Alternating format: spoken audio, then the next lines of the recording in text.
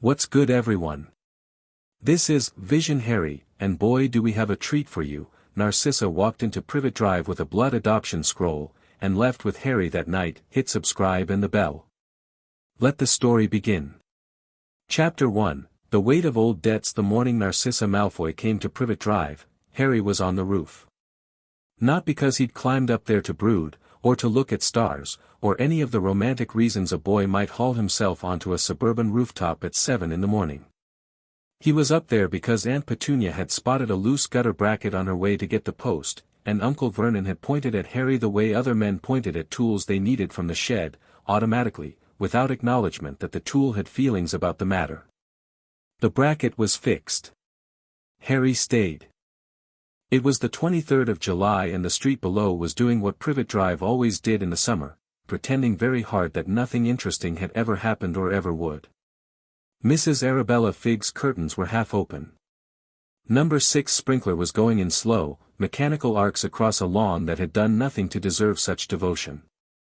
The sky was the particular English shade of almost blue that threatened to become overcast by 10 o'clock and then didn't quite manage it. Harry sat with his back against the chimney stack and ate the toast he'd nicked from the kitchen before Aunt Petunia came downstairs, and he thought about nothing very deliberately. It was a skill he'd gotten good at over the years. Not thinking. Not letting the thoughts about Hogwarts and Ron and Hermione and the basilisk, still cold and massive in his memory, a weight behind his sternum that hadn't shifted in 3 months, gather enough mass to do anything. Just, toast. Roof. Almost blue sky. He heard the car before he saw it. Not because it was loud. It was, in fact, almost supernaturally quiet, which was itself unusual enough on Privet Drive to prick at the back of Harry's attention. Every car on Privet Drive made noise, because Privet Drive was full of men who equated engine sound with personal worth. This car made no sound at all. It simply appeared at the end of the street the way things sometimes appeared in the wizarding world, not quite from nowhere but certainly not from somewhere you'd been watching. It was black. Long. The kind of car that suggested it had better things to do than explain itself to you. Harry leaned forward slightly.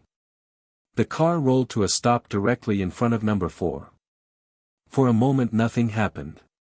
Then the door opened, and a woman stepped out, and Harry forgot about his toast entirely. She was tall. That was the first thing. Tall in the way that had nothing to do with inches and everything to do with how she carried herself, like the world had arranged itself around her arrival and she'd noted this as appropriate. She wore robes, which was immediately strange, because people in robes on Privet Drive tended to read as costume, as eccentricity, as something the neighbors would discuss over the fence. These robes read as nothing of the sort. They were deep gray, perfectly fitted, and they moved with her like they'd made a personal commitment to look correct. Her hair was pale blonde. Almost white. Harry knew one other person with hair that color. He was off the roof in under a minute, which was faster than he'd have thought possible before this summer, but he'd had a lot of practice at moving quickly and quietly and the drainpipe at the back of the house had become more or less a friend. He came in through his bedroom window, pulled on his glasses, they'd been sitting on the windowsill, and was at the top of the stairs before the doorbell rang. He heard Aunt Petunia's footsteps. Heard her pull the door open. Heard the particular silence that followed when his aunt encountered something she wasn't equipped to process. "I'm here to see Harry Potter," said a voice, and it was cool and precise and carried the kind of authority that didn't need to raise itself. "Please tell him Narcissa Malfoy is at the door. He won't know my name, but if you tell him I was a friend of his mother's, I think he'll want to speak with me." Petunia's silence was a specific flavor of frozen. "His mother," she said finally, in the voice she used when she wanted to make clear she considered the subject beneath comment, "is not available for social calls." "I'm aware," Narcissa said. "Lily has been dead for 11 years. I'm not here to see her. I'm here to see her son." Harry came down the stairs. He wasn't sure, afterward, exactly what he'd expected. He'd heard Malfoy, and his brain had supplied Draco, white blonde and sneering, 11 years old and certain of himself in the way of boys who've never been told no without immediately having the no reversed.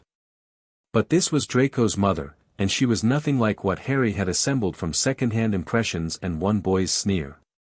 She was looking at him now from the doorstep, over Aunt Petunia's rigid shoulder, and her expression was doing something complicated enough that Harry filed it without analyzing it, the way he filed things that needed more data. "You'd better come in," he said. "Harry," Aunt Petunia started. "She knew my mum," Harry said. He kept his voice steady and watched his aunt's face do its very quick calculation, the one where it weighed the discomfort of having this woman inside her home against the greater discomfort of the conversation that would follow if she didn't comply. The calculation landed where Harry expected. Aunt Petunia stepped aside. Narcissa Malfoy walked into number 4, Privet Drive, and somehow the house shrank around her. Not magically, just in the way that certain people occupied space differently. Harry shut the door and followed her into the sitting room and watched her take it in, the photographs without him in them, the carpet that was kept pristine, the absolutely surgical cleanliness of a house that had been maintained like a shield against something. She turned to face him and her expression had settled into something calmer now. More deliberate. "You look like her," she said. "Around the jaw. The eyes obviously you know about." "Everyone mentions the eyes," Harry said. Something that might, in different circumstances, have been a smile touched the corner of her mouth. "Yes. I imagine they do." She looked at Aunt Petunia. "We'll need privacy for this conversation. It will contain things that are, I'll be in the kitchen," Petunia said, which answered the question of whether she'd been eavesdropping or pretending not to. She left. They listened to her footsteps and then Harry listened to the specific quality of silence that meant she'd stopped just past the doorway and was standing there, not quite at the kitchen, not quite not listening. He didn't particularly care. He looked at Narcissa and waited. She reached into the inner fold of her robe and withdrew a scroll. Not parchment, something older, the material catching the morning light and throwing it back differently, the way things did when they'd been enchanted so thoroughly the enchantment had become structural. The scroll was bound with a cord the color of dried blood. "I'm going to tell you something," she said, "and I'd like you to let me finish before you respond.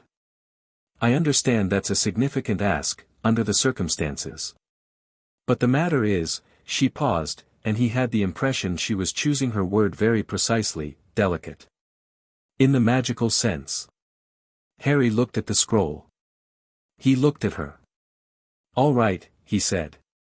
She sat down, not on the sofa, but in the armchair, which was technically Uncle Vernon's chair and off-limits to everyone else in the household, and she settled into it like she'd bought it, and began. "Your mother and I were not friends," she said. "I want to be clear about that from the start, because anything less than clarity on this point will lead to a conversation I don't have time for. We were not friends. We were not enemies. We were two girls at the same school who understood each other in the way that sometimes happens between people who are nothing alike but are equally observant. Do you understand the distinction?" "I think so," Harry said. He sat on the sofa. He didn't slouch. "In my 6th year, your mother's 5th, Narcissa continued, I made a mistake. A significant one, though it was dressed up as something else at the time. I was running an errand for someone whose requests I had not yet learned to refuse, and here something moved behind her eyes, quick and dark, and the errand went wrong in a way that would have killed me. I was in the Forbidden Forest, it was past midnight, and there was a creature that I had no business being anywhere near. Lily Evans found me. I still don't know why she was out there, she never told me, and I never asked, because some things are better unexamined." Harry was very still. "She did something," Narcissa said, "that I have spent 11 years trying to fully understand and have only partially succeeded. She cast something, not a curse, not a shield, something older, something she shouldn't have been able to do at 15, something that, she stopped. Collected herself in that precise, architectural way. She saved my life. And she extracted a debt." "A life debt," Harry said. "Not exactly." Narcissa's eyes sharpened. "You know about life debts. Peter Pettigrew owes my dad one, apparently. Or owed. I heard it mentioned. He didn't say where he'd heard it. He didn't say in the memory of a diary possessed by Voldemort's 16-year-old self. The summer had been full of things he wasn't saying to anyone. A life debt is relatively simple, Narcissa said. Documented magic. A soul bond of obligation. What Lily extracted was different. She used old magic, the kind that doesn't have a ministry classification because the ministry doesn't acknowledge its existence, and she created something I've never seen before or since. It wasn't an obligation. It was a contingency. A contract written in something deeper than intent. She touched the scroll without unrolling it. If I outlived her, and if she left behind a blood heir who was being raised contrary to that heir's nature and potential, contrary to what Lily determined they should be, then the debt would become active. And the only way to settle it would be this. She held out the scroll. Harry didn't take it immediately. What is it? A blood adoption scroll. She said it simply, the way you said things that were enormous when you'd had time to become accustomed to their enormity. The oldest form of wizarding family contract. Irrevocable under wizarding law. If you sign this, if we both sign this, and perform the accompanying ritual, you become, legally and magically, my son. A Malfoy. The magic rewrites the blood record. You are still biologically Lily and James Potter's son. Nothing changes that. But in every other sense, Harry repeated. He was aware of his own heartbeat in a way he usually wasn't. You would be Harry Malfoy, she said. With all the rights, protections, and resources that name carries. You would leave this house tonight. You would never have to return. The sitting room was quiet. Outside, the sprinkler next door completed another arc. Harry looked around the room, really looked at it, the way you looked at something you were trying to memorize, or the way you looked at something you were trying to work out whether you'd miss. The photographs of Dudley at every age, round-faced and increasingly large, dominating every flat surface. The absence of him in any of them. The carpet with its little rope barriers around the cleanest parts, like a museum nobody wanted to visit. What does Lily's debt have to do with how I'm being raised, he asked. Because that was the part that snagged. Something in Narcissa's expression shifted. It was subtle, she was very good at keeping her face doing only what she intended, but something shifted. She was specific, she said carefully, about the conditions under which the contingency would activate. She specified neglect. She specified isolation from the magical world in a way that stunted development rather than protected it. She specified, another pause, another careful selection, a situation in which your power was being deliberately suppressed without your knowledge.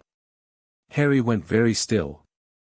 I don't know all of what she knew, Narcissa said. I've had 11 years to try to reconstruct it. I think she knew more about what was coming, and what would need to happen, than she ever told anyone. Including your father. Including Dumbledore. Her voice stayed level on his name. She wrote conditions into this contract that describe your current situation with a specificity that, she stopped, and when she continued there was something that was almost, not quite, but almost like anger underneath the precision, with a specificity that means she knew. She knew where you'd end up. And she planned for it. The clock on the mantelpiece ticked 5 times. Show me, Harry said. Narcissa unrolled the scroll. He'd expected writing. There was writing, dense lines of something that wasn't quite English and wasn't quite Latin, running in tight parallel columns down parchment that wasn't parchment. But there was also something else. In the center of the scroll was a space, and in that space was what he could only describe as a window, a rectangle of something that looked like water but was perfectly still, and in its surface he could see his own reflection looking back at him with an expression he didn't quite recognize on his own face. It looked like someone who'd made a decision. He read what he could read. The formal language was dense but the structure was legible once you understood it was written like a series of conditional statements, if this, then this, and this shall be binding. He found his name in it, spelled out in full, Harry James Potter. He found his mother's name. He found a series of clauses that made his chest do something complicated, clauses about provision, about education, about magical development unimpeded by external interference, about the right to full knowledge of one's own heritage, he stopped at one clause and read it 3 times. What does this mean? He pointed. This part, the heir shall not be returned to prior custody by any party, magical authority, or binding magical instrument, the blood contract superseding all prior arrangements including those of a guardianship, protective, or compulsory nature. What does protective mean here? Narcissa was watching him read with an expression that was, he thought, something like respect. It means, she said, that this contract supersedes Dumbledore's wards. Harry looked up. The blood wards on this house, she continued. They're Dumbledore's work. Very old, very strong. Built on your mother's sacrifice, which is, genuinely powerful magic. But they're also a cage, Harry. A comfortable one by some measures, but a cage nonetheless. They suppress. They contain. And this, she touched the scroll gently, is your mother saying, in magic that cannot be argued with, that the cage was never meant to be permanent. Harry sat with that for a moment. He thought about the summer. He thought about the way magic sometimes moved through him at night, when he was too tired to keep it tamped down, the way heat came off a fire, not controlled, not directed, just present. He thought about the basilisk. He'd killed a basilisk. He was 12 years old, he'd gone into a chamber under the school and killed a 60-foot snake with a sword, and when he'd come back up no one had talked about that. They'd talked about Ginny, and about the diary, and about Lockhart, and eventually even about Tom Riddle, but no one, not once, had sat down with him and said, "You killed a basilisk. What does that feel like? What are you?" "I have questions," he said. "I expected you would." "Draco," he said. "Your son. He doesn't," he chose his words carefully, "like me." "No," Narcissa agreed. "He doesn't. Not currently. I'd be living in his house. It's a large house." Harry felt something move in his chest that was, confusingly, close to laughter. "That's not really an answer." "It's the answer I have right now," she said, and there was something in her tone, a directness that he hadn't expected, a refusal to pretty things up, that he found, unexpectedly, easier to trust than reassurance would have been. "I won't tell you Draco will welcome you. I won't tell you my husband will be pleased. I will tell you that the magic of this contract protects you from both of them, and from anyone else who might attempt to use your presence in that house against you. And I will tell you," she paused, and this pause was different from the others, less architectural, more personal, "that you will not sleep in a cupboard." Harry didn't say anything. "I know about the cupboard," she said quietly. "Lily specified it in the contract. The conditions she described. I know." The clock ticked. Outside, Mrs. Figg's curtains shifted. "There's a portrait of Lily Evans in my private study," Narcissa said. "A small one. I commissioned it 7 years ago. She talks in it, the way portraits do, not her, exactly, but the echo the magic holds. I've spoken to it. To her. More times than I expected I would." She looked at him steadily. "She loved you with the kind of specific, strategic love that I understand and a lot of people don't. She was already thinking about what you'd need to survive. Not just Voldemort. Everything." Harry breathed out through his nose. It took a moment. "If I sign this," he said, "and it doesn't work, if Dumbledore undoes it, or Lucius Malfoy, he can't," Narcissa said, and her voice was absolute. "No one can. Blood adoption magic is older than the Ministry. Older than Hogwarts. There is no counter-ritual, no legal mechanism, no wand in Britain powerful enough to undo it once the ritual is complete.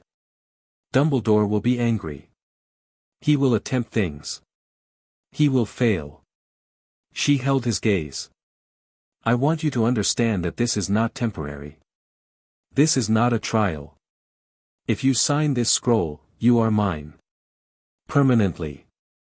And everything I can give you, everything I know, everything I've been building for the last 11 years because I knew this day was coming, all of it becomes yours. Harry looked at the scroll for a long time. Then he said, "Do you have a quill?" She reached into her robe again and withdrew one, not a quick, fumbling search but a measured, expected production, like she'd known where it was and that she'd be needing it. The quill was black, the nib sharp, and when he took it from her fingers it was warm in a way that ink and feather shouldn't have been able to account for. "You sign first," he said. "Show me where." Something moved across her face, quick, there and gone, but he caught it. He thought it was relief, but it was more than relief. It was the expression of someone who has been holding their breath for 11 years. She signed her name in the left column with the ease of someone who'd practiced the signature until it was automatic. The ink was dark and then it wasn't, it sank into the parchment that wasn't parchment and disappeared, and in its place glowed a faint silver line, like wire catching light. Harry looked at it. Looked at the space next to it. Looked at the window-like surface in the center of the scroll, where his own reflection was still looking back at him. He signed. The magic hit him like a wave that was not quite a wave, more like pressure, like the moment before your ears pop on an airplane, except it ran through his entire body, from the base of his spine to the top of his skull, in one long sustained note. His vision went white at the edges. The scroll glowed, not gently but fiercely, silver and something else, a color he didn't have a name for, warm and deep and old. He heard something that wasn't sound, more like a chord resolution, like the world making a decision it was satisfied with. And then it was done. The scroll rolled itself up, the cord retied itself, and the whole thing vanished. Not dropped, not tucked away, vanished, because it had completed its purpose and whatever it had needed to be a scroll was no longer relevant. Harry sat there for a moment in the Dursleys' sitting room and felt different. Not transformed. Not suddenly powerful in a way he could point at. More like, a door that had been slightly ajar had clicked fully open. A weight he'd been carrying so long he'd stopped noticing it had shifted incrementally but definitely, the way your posture changes when you finally put a heavy bag down. He touched his hand. His skin looked the same. "The blood magic takes a few hours to fully settle," Narcissa said. She was watching him with that precise, careful attention that he was already starting to recognize as her equivalent of warmth. "You might feel various things. It's normal. It should not be painful." "It's not," he said. He flexed his fingers.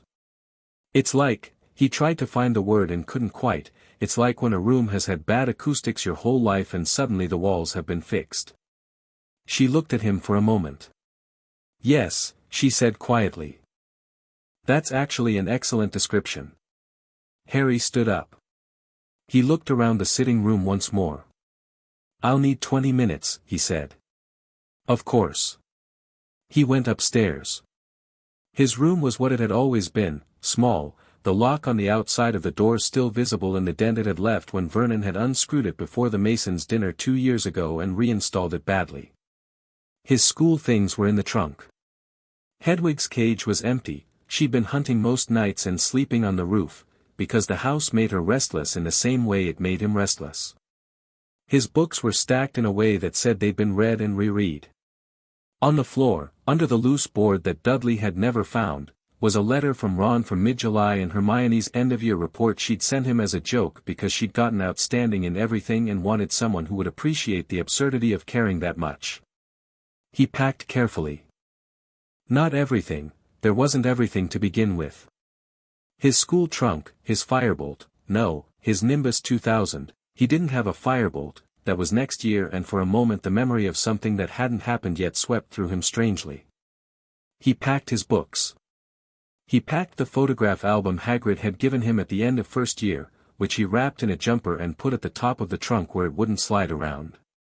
He packed the second-hand clothes that were 3 sizes too large and he put them in the trunk without emotion, without ceremony, without a backward look. He picked up his wand from the desk. It warmed in his hand immediately. He shouldered his owl cage, dragged the trunk, and went back downstairs. Aunt Petunia was standing in the hallway. She must have heard him on the stairs. She was standing with her arms folded, her thin face set in an expression that Harry had classified years ago as the face she makes when she's going to say something she's telling herself is necessary. He stopped on the second-to-last stair. They were nearly eye level. "You're leaving," she said. "Yes." She looked at the trunk. The cage. Looked at him with those pale, slightly protuberant eyes that he'd never once looked into and found anything except calculation and discomfort and the particular exhaustion of someone who'd spent 17 years managing a situation they hadn't asked for. Petunia started, and stopped. Started again. When I was told what had happened. A man left you on the doorstep. I found you in the morning. Harry waited. I didn't want, she stopped again. Her jaw worked. It wasn't a thing I chose. I know, Harry said. He meant it, and not kindly. He meant it the way you meant a fact that was true and didn't have any comfort in it. It wasn't a thing she chose. It wasn't a thing he'd chosen either, and of the two of them he was the one who'd slept in the cupboard, so they could both acknowledge the unchosen nature of the situation and he would not pretend that made it fine. Petunia looked at him for another moment. Then she unfolded her arms, and it was such a small movement and it happened so quickly that Harry almost didn't notice it. She reached out, briefly, and touched the sleeve of his oversized jumper, a contact so glancing it barely registered, and then she stepped back. She was difficult, Petunia said.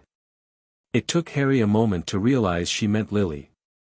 She swallowed, and there it was, buried under 11 years of managed contempt, the actual thing, a grief that had never been processed because she'd never allowed herself to process it. She was my sister. Harry stood with that. He thought about what Narcissa had said. She loved you with a specific, strategic love. He thought about conditions written into a magical contract, detailed and exact, by a 15-year-old girl who'd already started planning. I know, he said, differently this time. He carried his trunk to the door. Narcissa was there, and without a word she pointed her wand at the trunk and it rose, light as a thought, and moved itself to the front path. Hedwig appeared from somewhere overhead, dropping down to land on Harry's shoulder with the practiced ease of long habit, and closed her amber eyes once in what Harry chose to interpret as approval. Harry looked back at number 4, Privet Drive one final time. He looked at its neat garden and its clean windows and its very determined ordinariness, and he thought, 11 years. He thought about all the ways a place could be simultaneously the only home you'd ever known and also not a home at all. He thought about the blood ward magic that Narcissa said lived in the foundations, built on his mother's death, and he thought that it was something, at least, that his mother's love had taken a physical form, even if the form it took looked like a suburban house with a locked cupboard under the stairs. Then he turned away. He didn't feel the need to look back again. Narcissa's car, he'd understand later that it was enchanted in about 15 different ways, was faster than it had any mechanical right to be, and possessed a storage charm in the boot that could have swallowed the trunk 3 times over, pulled away from the curb at 8:47 in the morning. Mrs. Figg's curtains were open. Harry saw her standing at the window, watching the car go, and her expression was not the vacant confusion of an elderly squib who'd been his designated babysitter for a decade. Her expression was something sharper, something that processed the departure of a black car with a very specific alertness. He filed that, too, in the part of his mind he kept for things that needed more data. He sat in the back seat with Hedwig on his knee, cool and enormous, and London rolled past the window and then stopped being London and became the countryside, and the countryside was long and green and indifferent. You should sleep, Narcissa said. She was in the front, which struck him as unusual. He'd have expected a driver, but she'd taken the wheel herself and handled it with the same absolute comfort she'd brought to Vernon's armchair. The blood magic settles faster when you're not actively thinking about it. I never sleep in cars, Harry said. He was asleep in approximately 8 minutes. He dreamed, which was normal. What was not normal was that the dream was not his usual repertoire, no corridors, no green light, no voices behind doors. This dream was quiet. A library, he thought, or something like one, warm light, tall shelves, the smell of something that was not quite paper and not quite rain. He walked through it and he understood, with the bone-deep clarity of the best kind of dream, that the shelves held things that belonged to him. Not books, exactly. Knowledge. Things he hadn't been taught yet. Things that had been waiting, in the specific way that the right answer waits for the right question. At the end of the library was a door, and in front of the door was a woman. Her eyes were green, exactly like his. She looked at him the way Narcissa had not with caution, not with precision, not with the managed calculation of a woman navigating an impossible situation. She looked at him the way a portrait looks at someone who has finally arrived, with the absolute unhurried certainty of someone who always knew this moment would come. "You're going to have questions," she said. "Yeah," Harry said. "That seems to be the theme today."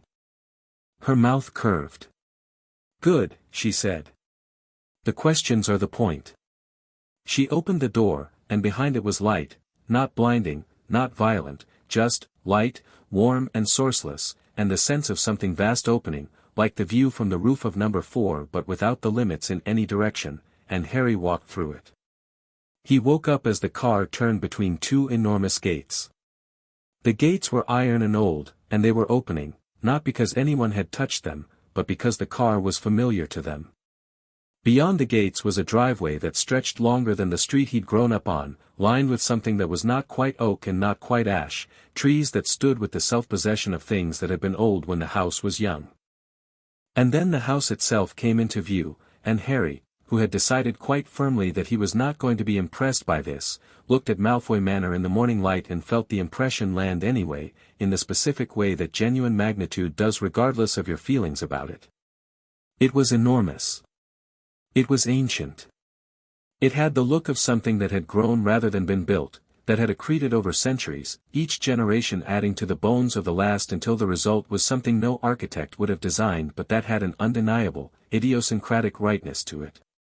Its stone was grey and in some light silver, and the windows caught the morning sun and held it, and the ivy on the east wing had been growing for so long it was structural. Harry watched it come closer and thought, Lily knew. She knew this was where I'd end up. He thought about her green eyes in the dream, and the door she'd opened, and the light beyond it. He thought, all right, then. He didn't know yet what he was walking into. He didn't know about Lucius's fury, still 3 hours away, still being contained behind the manor's front door like pressure behind a valve. He didn't know about Draco's face when he saw them at the dining room table. He didn't know about the letters that would start arriving tomorrow, or the conversation with a portrait that would pull something open in him that he wasn't sure had words yet. He knew, the seat of the car was warm, and Hedwig was awake now, and outside the window the trees were passing, and above them the sky had come through on its earlier threat and gone fully blue, and somewhere behind the gates of this place that was going to be his home whether Lucius Malfoy liked it or not, something was waiting that was bigger than a cupboard, bigger than a symbol, bigger than the version of himself that Privet Drive had been working so hard to contain. The car stopped. Narcissa turned off the engine. "Prepared?" she asked, without looking back. "I'm always prepared," Harry said. She glanced at him then, over her shoulder, brief, and this time what moved across her face was unmistakable, a smile, small and genuine and surprised by itself. "Good," she said. "You'll need to be." She opened the door, and Harry followed her out into the morning, and the manor's front door opened before they reached it, as if the house itself had been expecting him all along. Chapter 2, The House That Sharpens You. The manor had opinions about him. Harry noticed it within the first 10 minutes, not dramatically, not in the way haunted houses had opinions in Muggle stories, with slamming doors and cold spots and furniture rearranging itself in threatening configurations. This was subtler. The way the entrance hall light caught him differently from how it caught Narcissa, fractionally warmer, he thought, like a lamp adjusting its angle. The way the staircase's carved banister, a serpentine thing in dark mahogany that he assumed was purely decorative, seemed to shift its grain slightly as he passed, the way would sometimes shift it in the presence of significant magic. The portraits in the entrance hall were the most obvious. They turned. Every single one of them turned to look, and the looking wasn't hostile, but it was intent, and it had the quality of things that had been waiting. He didn't say anything about any of this. He filed it. Narcissa moved through the house the way a conductor moved through an orchestra, not loudly, but everything oriented to her. A house elf appeared at the end of the corridor, wide-eyed and trembling slightly, and she addressed it without breaking stride, her voice low and specific, his trunk to the east wing guest room, the one overlooking the formal garden, and she wanted it made up properly. Properly, she said, which seemed to carry a weight of meaning the elf understood because it disappeared with a crack that echoed against the stone and marble. I'll show you the library first, Narcissa said. The rest of the house will keep. What about, Harry started. My husband is in his study. She turned left at a junction of corridors that Harry immediately categorized as definitely going to get lost in this house and kept her pace steady. He knows you're here. He's known since yesterday that this was happening. He'll come out when he's ready to come out, and when he does, you'll meet him with full information rather than walking into it unprepared. She glanced sideways at him. I prefer prepared. Yesterday, Harry said. You told him yesterday. I told him 11 years ago, she said. I told him again yesterday. His feelings about it have not improved with time, but they are his to manage. She opened a door and stood aside, and Harry walked through it and stopped.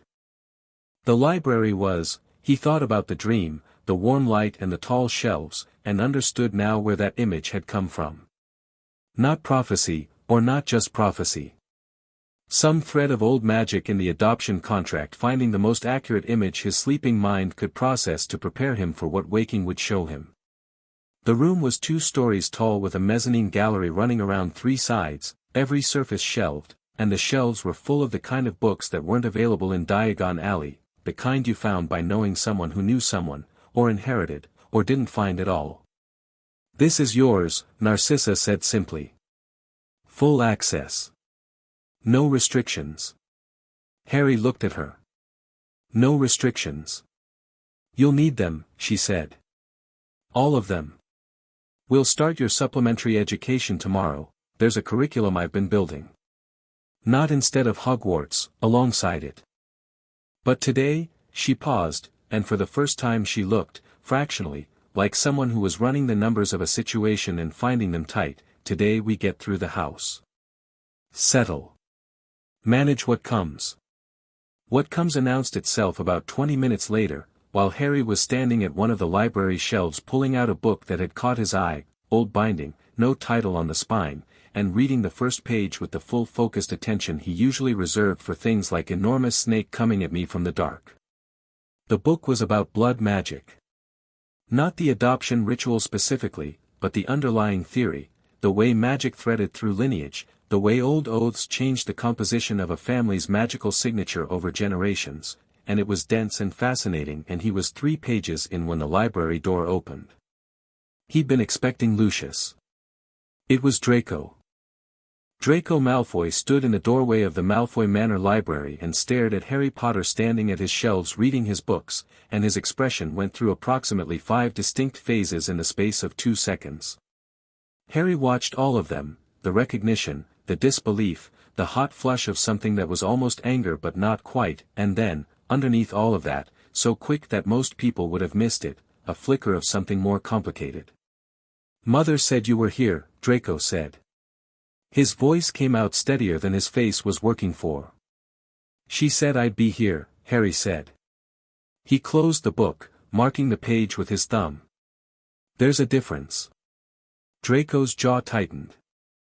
He was wearing proper robes, even at home, apparently, which said something about the house, and his white blonde hair was neatly combed, and he was standing in the posture of a boy who had been told since before he could talk that how you held your body communicated everything about who you were. He was holding his body very deliberately right now. You signed the scroll, Draco said. She explained what it was first. Did she explain what it means? For me. He stopped. Recalibrated. Harry could see him doing it, the decision to not finish a sentence that would have shown too much. "You're a Malfoy now." "Legally." "Magically," Harry said. "There's a difference there too." Draco stared at him. "Are you deliberately trying to be irritating, or is it just something that comes naturally to you?" "Bit of both," Harry said cheerfully. He put the book back on the shelf, spine out, title facing. "How big is this library?" "I had a look when I came in but I couldn't see the back." Draco opened his mouth, closed it, and then, so clearly against his better judgment that Harry almost felt sorry for him, said, "It extends. There's an expansion charm on the east wall. The actual collection is about 12 times what you can see from the entrance." "Of course it is," Harry said. He pulled out another book. This one had runes on the spine that he didn't recognize. Draco watched him for a moment with the expression of someone whose script has been taken away and replaced with someone else's. "You're not," he started. "Intimidated?" Harry didn't look up from the runes. "By the house?" "No. I was going to say grateful," Draco said, and there was an edge to it, something real under the polish. "You should be, frankly. Mother is, what she's doing is, you have no idea what this cost her." Harry looked up then, because that was worth looking up for. He studied Draco's face, which was doing the thing faces did when the speaker had said more than they intended. "What did it cost her?" Draco said nothing. "What did it cost her, Draco?" The use of his first name seemed to catch Draco off guard. Not in a soft way, more in the way of an unexpected move in chess, something that required re-evaluating the board. "Father," he said finally, shortly. "It cost her another round of the conversation she and father have been having since I was 4 years old, and unlike most of those conversations this one is not one she wins easily." He looked at the floor for a fraction of a second, collected himself, looked back up. "He's been in his study since she wrote him yesterday. He hasn't eaten." Harry processed that. "He's that angry." Draco stopped again, and Harry could see the specific difficulty of this, a boy trying to tell the truth about his father without it reading as a betrayal of his father, when the truth and the loyalty were in direct conflict. "He's not angry, exactly. He's managing. Which is worse. When father is angry he shouts and it's over. When father manages, it means he's planning." Draco's chin came up. "Which means you should be careful." The last sentence was clearly not what Draco had planned to say. It came out with the slightly off-balance quality of something that bypassed intention entirely. Harry looked at him for a long moment. "Thanks," he said. He meant it. Draco looked like he'd bitten into something that tasted unexpectedly like what he'd ordered. He turned and left without another word, and Harry watched the door shut behind him and thought, interesting. He turned back to the shelves. Lucius Malfoy came at noon. Harry was in the dining room by then, sitting at a table that could seat 20 with equanimity, eating the lunch that had arrived without his asking. A house elf had appeared with it while he was exploring, and the food was good in the precise way that money made things good, not showy but genuinely excellent, and he'd eaten without ceremony. He'd made 3 observations about Malfoy Manor by noon: it was always the right temperature, it was always perfectly lit, and it never made the ambient noise that most houses made, the creaking and settling of active living. Malfoy Manor was almost silent the way a held breath was almost silent. He heard Lucius before he saw him. Footsteps, measured, unhurried, the footsteps of a man who had never needed to rush toward anything because everything had always waited for him. Then the dining room door opened. Lucius Malfoy was not what Harry had assembled from 11-year-old Draco's shadow and Mrs. Weasley's expression and Dumbledore's careful silences. He was tall in the way Narcissa was tall, the kind that came from certainty, with the same pale coloring taken to a more severe conclusion. His robes were black and immaculate and he moved in them without any awareness that they existed, which was its own kind of statement. He carried the cane, the silver-headed one Harry would know in retrospect. and his face was a thing of angles and precision and the particular blankness of someone who had decided what their face would show before entering a room and was executing that decision flawlessly. He looked at Harry. Harry looked back, and ate a forkful of something that turned out to be an extremely good potato gratin, and didn't put his fork down. Lucius's eyes moved to the fork and back to Harry's face, and something shifted behind them, infinitesimally, the smallest possible recalibration. He'd expected something, and he was getting something slightly different, and he was good enough to notice. "Harry," he said. "No Mr. Potter. No title." The name alone, which in this man's vocabulary was almost certainly deliberate. "Mr. Malfoy," Harry said. "He didn't say sir. He said Mr. Malfoy the way you addressed a stranger whose house you happened to be in, which was accurate, and they both knew it." Lucius crossed to the chair at the head of the table and sat down. Not aggressively, not making a display of claiming it, just sat, with the comfort of a man in his own house in his own chair, and looked at Harry with those pale, careful eyes. "You've been exploring," he said. "The library, mainly. And the east corridor. I didn't go past the locked doors. There are several. I noticed." Another small recalibration behind those eyes. "What were you reading?" "Blood adoption theory," Harry said. "And a text on lineage magic that I couldn't fully read. Some of the notation wasn't anything I recognized. I was going to ask Narcissa about it." Lucius regarded him for a long moment. Harry ate the last of the gratin. "You are not," Lucius said slowly, "what I expected." "What did you expect?" "A frightened child," Lucius said, with a directness that was almost startling in its honesty. "Overwhelmed. Grateful. Malleable." He set the cane across his knees. "Something that could be," he chose the word precisely, "oriented." "Oriented," Harry repeated. "You mean pointed?" Lucius didn't confirm or deny it. He didn't need to. "I grew up in a house where I slept in a cupboard and cooked breakfast while I was still small enough that I needed a step stool to reach the hob," Harry said, conversationally. "So I've had a lot of time to think about how people treat children they want to be malleable. I'm familiar with the texture of it." He met Lucius's gaze steadily. "I'm not a project." The silence that followed this was different from the previous silences. Lucius was looking at him now with an attention that was, Harry thought, the closest this man was probably capable of getting to surprise. "Narcissa trained you," Lucius said. "In the car. She drove me here," Harry said. "We talked for about 20 minutes at Privet Drive and I slept in the car. Whatever you're looking at right now is this is just me." Lucius was quiet. "I know what you want," Harry said. Not unkindly, but absolutely directly. "You want a version of this that's useful to you. A famous name that lives in your house and operates in your interests and can be presented at the right tables.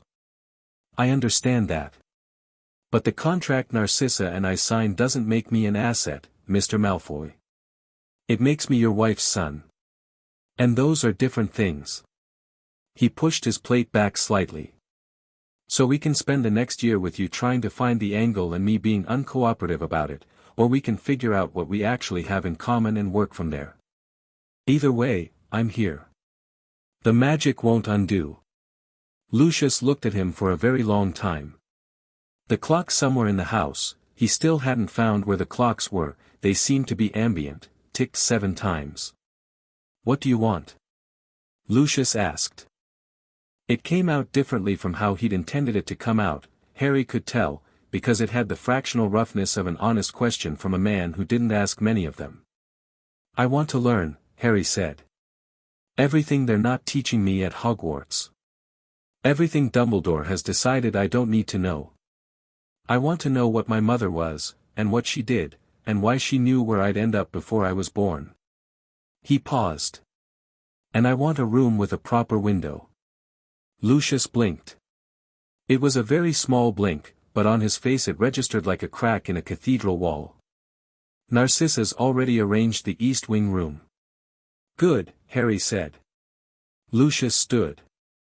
He was still processing. Harry could feel it the way you could feel weather coming, and he was a man who processed privately, which meant the conversation was over until he'd finished. He moved toward the door and then stopped, without turning around. "My wife," he said, "believes in you." "I know," Harry said. "She has not believed in very many things," Lucius said, "for a very long time. I would encourage you not to make her regret this one." He paused.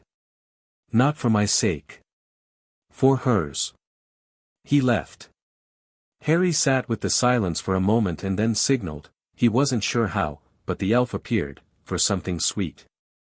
Narcissa found him in the East Wing room at 2 in the afternoon, sitting on the window seat she'd apparently specified when she ordered the room made ready, with Hedwig on the sill beside him and a second book open in his lap and the formal garden below them doing the thing formal gardens did, which was existing with enormous self-satisfaction about its own symmetry.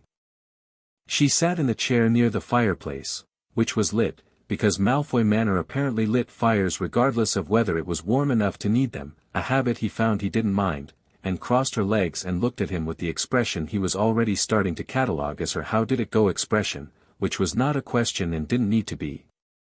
"He came at noon," Harry said. "I know. I was listening at the end of the corridor." Harry looked up. "Were you?" "Not the whole time," she said, with the specific composure of someone who is not in the least apologetic. "Long enough to know you handled it yourself. You weren't going to come in." "No," she agreed. "I wanted to see what you'd do." Harry thought about this. He found he wasn't bothered by it, which was interesting. In another context, the idea of being observed and tested would have irritated him. But Narcissa did it so cleanly, so without pretense that it was anything other than exactly what it was, that the irritation didn't quite find its footing. And I was right to sign the scroll," she said simply. She uncrossed and recrossed her legs. "He'll test you again. Multiple times, in multiple ways. Not maliciously. Lucius is not malicious toward things he owns, and however much I would like to believe the contract has shifted his conception of you, it will take time for you to move from thing he owns to person he respects. But he is capable of the shift. He's done it with me. After a fashion." "After a fashion," Harry repeated. "We have a complicated marriage," Narcissa said, in the tone that closed a door politely but firmly. "What did you find in the library?" He showed her the book with the notation he couldn't read. She took it, opened it, and her expression changed, a quick brightness that she controlled immediately but that he'd seen. She turned 2 pages and ran her finger along a line of the unrecognizable symbols. "This is runic," she said. "Old runic, not the standardized version Hogwarts teaches in 3rd year, the older system. It predates the written magical tradition by 3 centuries. Most wizards can't read it." She glanced at him. "Can you read any of it at all?" Harry leaned over and pointed at a cluster of symbols near the bottom of the page. "That one," he said. "I don't know what it says, but it's in the adoption scroll. The cord that was on it, this pattern was worked into the cord." Narcissa went very still. "What?" Harry said. "That symbol," she said carefully, "means inheritor. Specifically, the kind of inheritor who takes something from the dead that the dead intended them to have. Not a simple bequest. A deliberate transfer from someone who is no longer living to someone who is meant to." She stopped. She turned the page, looked at something, turned back. "Harry. Did you dream in the car?" He looked at her. "Yes." "What did you dream?" He told her. "The library. The shelves. The door. The woman with green eyes." She listened without interrupting, and when he finished she sat for a long moment with the book closed in her lap and her eyes on the middle distance, doing something internal that looked less like thought and more like navigation. "I need to take you somewhere," she said.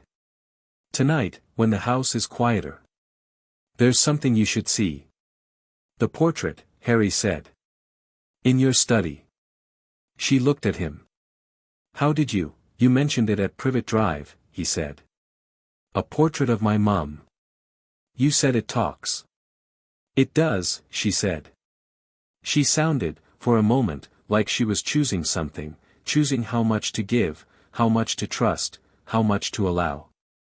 He thought about what Draco had said, she and father have been having since I was 4 years old. He thought about the cost of this, which he'd asked about and not gotten an answer to. Thank you, he said. Not for the house, not for the library, not for any of the specific components. Just, thank you. The way you thanked someone for a thing that was bigger than the sum of its parts. She looked at him, and the architectural precision of her expression did something that was not quite softening but was adjacent to it, a kind of structural settling, the way buildings looked after they'd been renovated, not broken, not changed, just, more themselves. Don't thank me yet, she said. We haven't started the curriculum. She left him to the window and the garden and Hedwig, and Harry sat there until the afternoon went golden and long, reading the old runic text and understanding approximately 30% of it and finding that the 30% was enough to make the remaining 70 deeply interesting. Draco found him again at 4. Harry had migrated by this point to a smaller room off the main corridor, not a room, exactly, more of an alcove with shelves and a window and a cushioned bench that was clearly there because someone had had the same instinct for reading in small contained spaces, and was deep enough in the runic text that he didn't hear Draco coming. He heard the pause, though. The specific pause of someone who's found you where they weren't expecting to find you and is deciding what to do about it. Harry kept reading for another sentence before he said, without looking up, what? Draco sat on the other end of the bench. This was, Harry recognized, a significant concession that Draco was almost certainly not conscious of making. I want to say something and I need you to not make it, he searched for the word, weird. I can't promise that, Harry said honestly. But go ahead. Draco looked at the window. At the garden going golden in the afternoon light. At the spot where the old tree at the south end of the formal garden cast a shadow that reached almost to the house at this time of day. He looked at all of this rather than at Harry. Mother cried, he said. When she wrote to father. Yesterday, when she was composing the letter. I walked past the study and the door wasn't fully latched and he stopped. Cleared his throat with the performative roughness of a 12-year-old boy trying to sound like he was above the information he was relaying. She doesn't cry. She doesn't. In 11 years, I've seen it twice, and both times were things I won't tell you about. But she was crying when she was writing that letter to father, and then she cast a drying charm and sealed the letter and sent it, and when she came to dinner she was, he paused, entirely herself. And I think, he stopped again, and the stopping had more weight this time, I think this has been very hard for her. For years. And I think you showing up has made it less hard. And I don't know what to do with that. Harry put the book down. He looked at Draco, who was still looking at the garden, whose jaw was set in the way of someone who has said more than they meant to and was bracing for the consequences. Harry thought about Draco on the Hogwarts Express, the first time, with his hand out and Harry's refusal and the way Draco's face had done something quick and small before it went back to the sneer, the same flicker he'd seen today, underneath the hostility. He thought about a 12-year-old boy who had grown up inside a system and had no tools for interrogating it because the system had also built the tools. She's good at it, Harry said. Carrying things without showing them. Draco said nothing. You probably got that from her, Harry said. Another nothing, but a different quality of it. I'm not trying to take anything from you, Harry said. Not your house, not your mother's attention, not your, whatever. I didn't ask for this. I know you didn't, Draco said, with a sharpness that was mostly reflex. Then, quieter, that's almost the problem. If you'd wanted it, I'd know what you were after. But you didn't, and she did it anyway, and that means, he stopped, and what he didn't say hung there, and Harry let it hang because some things needed space. It meant, she chose this. And that means she chose him. And I don't know what that means about me. She chose this because of your mother, Draco said, and Harry thought this was probably Draco's version of I need you to understand something. Don't forget that. She didn't choose it because of you. All right, Harry said. Draco looked at him for the first time in the conversation. Apparently the all right was not the response he'd prepared for. She didn't know you, Draco said, with slightly less force. She knew the debt. She knew the obligation. Draco, Harry said, I'm not going to argue with you about your mother's motivations. She chose it. I signed it. We're both here. That's what we've got. He picked up the book again. And for what it's worth, the alcove is big enough for 2 people, but if you want me to find somewhere else, I didn't say that, Draco said, quickly. Right, Harry said. He went back to the text. Draco stayed on the other end of the bench and did not, technically, leave. After about 10 minutes of shared silence, Draco said, that notation on the spine is Old Runic. I know, Harry said. I've been trying to read it. I can read Old Runic. Harry lowered the book. Can you? We started at 8, Draco said, with a carefully managed neutrality that didn't fully conceal how much he wanted that to land. Mother insisted. She said standard runes were for people who couldn't be bothered with the source material. Harry handed him the book. Page 37, he said. There's a notation in the 3rd column that I can't parse. What does it say? Draco took the book with an expression that was trying to be reluctant and not quite getting there. He found the page. He looked at the notation. It's a conditional, he said. A magical conditional. It says, he frowned, leaning closer, it says the inheritance becomes active at the moment the heir encounters their first genuine threshold. Threshold is, he translated something in his head, it's a ceremonial term.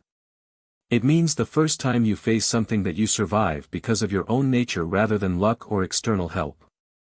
The moment your actual power, he trailed off. They both processed this. The basilisk, Harry said quietly. Draco put the book down on the bench between them very carefully. What?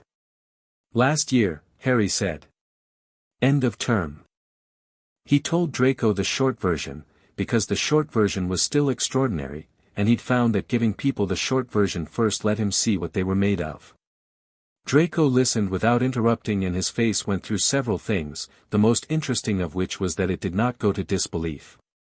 It went to the expression of someone who is recalibrating the scale of something, the way you recalibrated when you thought you knew how big a room was and then the lights came on. So the inheritance, Draco said slowly. The blood adoption. It didn't just activate the legal process. It activated, whatever my mum set in motion, Harry said. Whatever she knew I was going to need. The formal garden had gone fully gold now, the late afternoon light doing that specific English thing where it turned all the ordinary surfaces extraordinary. Somewhere in the house, a clock that Harry still hadn't located chimed 5 times. You're going to make Hogwarts extremely interesting this year, Draco said, which Harry chose to interpret as the closest Draco Malfoy had ever come to I think I might be on your side about something and I haven't decided how I feel about that. Probably, Harry agreed.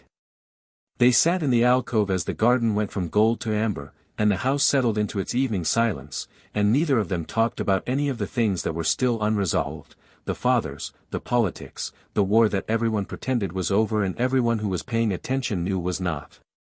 They sat in the particular companionable quiet of 2 people who have been handed a situation they didn't design and are both, independently, deciding to be larger than it. At 6:30, Narcissa appeared in the alcove entrance and looked at the 2 of them on the bench with Draco's runic translation notes in Draco's handwriting spread across Harry's book, and she said nothing. She let the looking be enough. Dinner in 20 minutes, she said. Lucius will be present. Conduct yourselves accordingly. She left. Harry and Draco looked at each other. What does accordingly mean? Harry asked. It means don't start anything, Draco said, standing and brushing non-existent lint from his robes with the practiced gesture of someone for whom the gesture was automatic, and if father starts something, let her finish it. Does she always finish it? Draco picked up the book and handed it back to Harry. She hasn't lost one yet.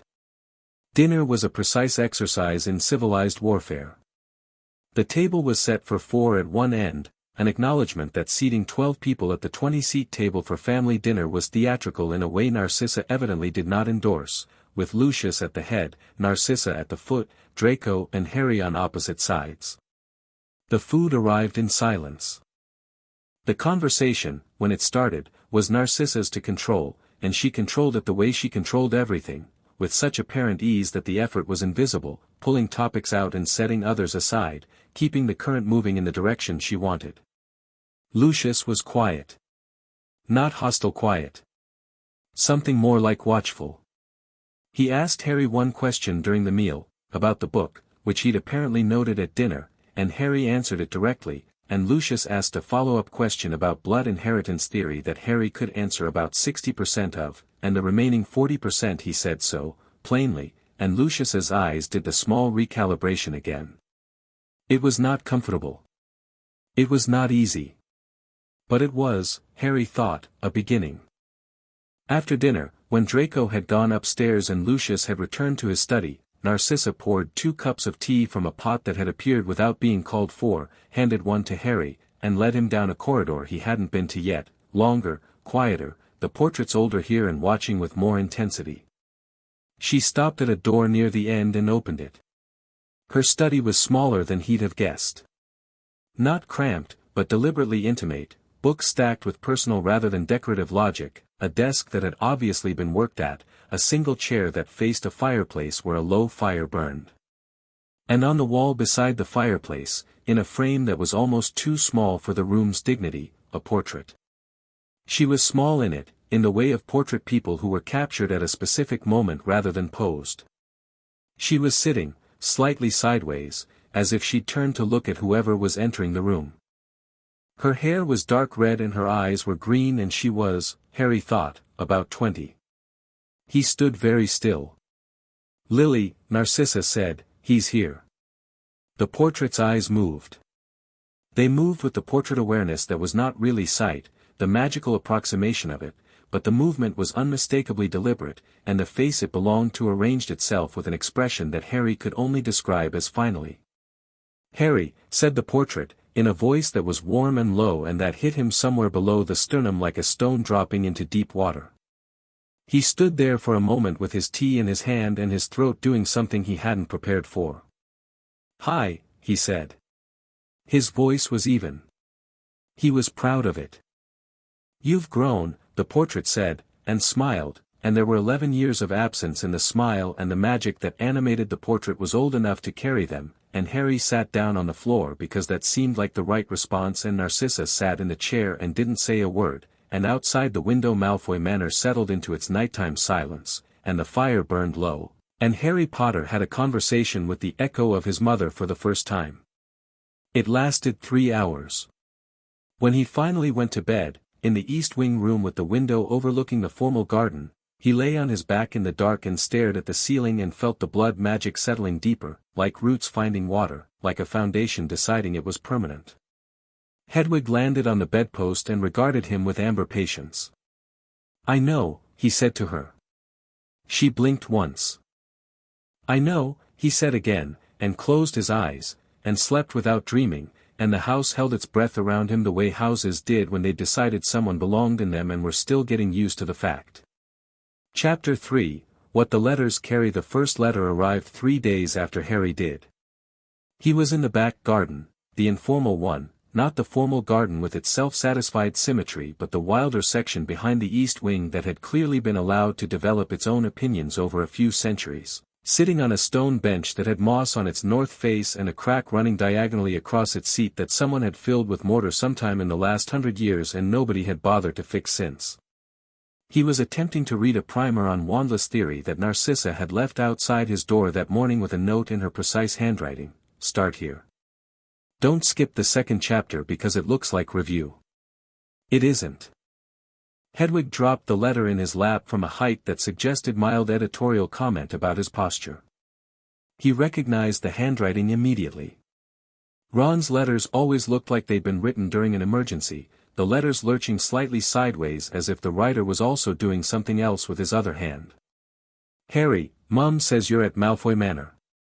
She said it very quietly like she was saying something that might be poisonous if she said it too loud, so I asked her to say it again and she said it again, but the second time it came out a bit like a shriek even though she was clearly trying for normal, so I said, "Are you sure?" and she said, "Yes, I'm sure, and now I've been told to go degnome the garden which I'm writing this letter from because the gnomes aren't going anywhere and neither is my confusion." Mate. Malfoy Manor? How? Why? Are you all right? Is it, I mean Malfoy's there? The actual Malfoy? How is that? Do you want me to come get you? Dad could probably not, actually, because I think Mum would apparate us both somewhere terrible if I told him about it, but I could try. Right back immediately. Harry's mouth was doing the thing it did when something was both genuinely funny and also slightly painful. He folded the letter, put it in his pocket, and picked up a fresh piece of parchment from the stack he'd started keeping in the garden because the good reading light was here and the Ollery was a long walk. "Ron, I'm fine. Better than fine, actually. The short version is, Narcissa Malfoy was owed a magical debt to my mum, the only way to settle it was a blood adoption, so she came to Privet Drive and I signed the adoption scroll and now I'm here. Legally I'm Harry Malfoy. Magically too. It's irrevocable. Before you write back with something that sets Errol on fire, here's what I need you to understand, I'm not in danger. I'm not being held against anything. I have my own room with a window and full access to a library that would make Hermione actually pass out from happiness, and nobody has locked me in anything. It's complicated. But it's better than Privet Drive, Ron. You know what Privet Drive is like. Anything is better than Privet Drive. Draco's here, yes. It's weird. Not in the way I expected. He translated old runic text for me on the second day and we had dinner where nobody shouted, which is already a higher standard than Privet Drive was managing. Tell your mum I'm safe. Tell her the magic of the contract is ironclad, which is true, and that might help her feel better about it. Or it might make her feel worse. Either way it's true. How are the gnomes? Harry he sent it with Hedwig, who took it with the air of someone performing a favor under protest, and went back to the Wandless Theory primer. The second chapter was, as Narcissa had promised, not review. It opened with a deceptively simple statement, all wand magic is translation. The wand converts intent to result via a structured medium. Wandless magic is the same process without the translation layer. Harry read this and sat with it for a moment and then read it again, because it reframed everything he understood about how magic worked. It wasn't that wandless magic was harder than wand magic. It was that wand magic had an intermediary, the wand processed your intent, cleaned it up, made it legible to the world. Without the wand you were putting your intent into the magic directly, which meant the intent had to be cleaner. More precise. More genuinely felt. He looked at the bench. He looked at the moss on its north face. He thought about the moss with specific, unhurried attention, the way he thought about problems worth solving. The moss didn't move. But something along the edge of it went very slightly brighter green. "Don't force it," Narcissa said from behind him, and he nearly dropped the book. She was standing at the corner of the east wing wall, dressed for the garden in the way she dressed for everything, which was to say she was perfectly appropriate to the setting and also managed to look like the setting had arranged itself around her rather than the reverse. She walked over and sat on the bench beside him with the ease of someone who'd sat on this specific bench before. "You felt it?" Harry said. "I saw it. That's better than most people manage on the first attempt, for the record." She looked at the moss. "Don't aim at what you can see. Aim at what the thing is. The moss is alive, it has processes, it responds to warmth and light. You're not trying to move it. You're trying to participate in what it's already doing." Harry looked at the moss differently. He thought about what it was doing rather than what it looked like, the cellular slow work of it, pulling moisture and light and turning it into continued existence with the implacable patience of things that had no awareness of impatience. The whole north face of the bench went a shade of green so vivid it was almost luminous, and then faded back to normal. That, Narcissa said, in the tone of someone who has confirmed the hypothesis, was not an accident of aptitude. That was correct application on the third try. She looked at him steadily. How did you feel the magic? Like, it was already moving, Harry said, trying to find words for something that had happened below language. I wasn't adding anything. I was just, going in the direction it was already going. Yes, she said. She sounded like someone who had been told something they expected but are still glad to hear. That is the most advanced understanding of wandless magic that I have heard from anyone under the age of 30, and I have heard it described by exactly 2 other people in my life. One was a theoretical master I met at a conference in Lyon when I was 22. She paused. The other was Lily. Harry absorbed this. She told me, Narcissa continued, that magic was directional. Always moving, always going somewhere. The trick was not to push. It was to find where it was already going and join the current. She looked at the moss. She could do things that had no classification. Not dark magic, not light magic, not anything the existing categories had room for. She said once that the categories themselves were the problem, they were built by people who wanted to own the magic instead of work with it. What happened to her? Harry said, and he meant it differently from how he usually meant the question, not the story he knew, the green light and the choice and the sacrifice, but the part before. What was she? What did she know?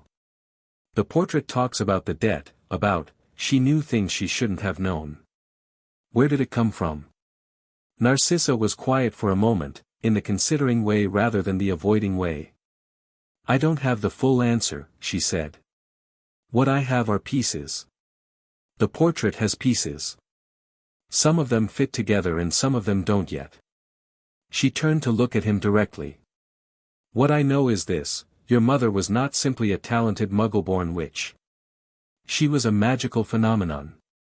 And Dumbledore knew it, and rather than educate her in what she was, she stopped, and the pause had a careful quality, like someone standing at the edge of something they decided to approach without rushing. He was protective of her. In a way that I believe he thought was kindness and that I believe was also, not entirely coincidentally, extremely convenient for his plans. The garden was quiet. Birds somewhere in the wild section were doing the mid-morning thing, and the formal garden's fountain was audible from here, its rhythm so regular it was almost hypnotic. He does that, Harry said. He said it simply, not with anger, just as an observation of pattern. He decides what's good for you and then arranges the world accordingly and tells you it's for your protection. Narcissa looked at him.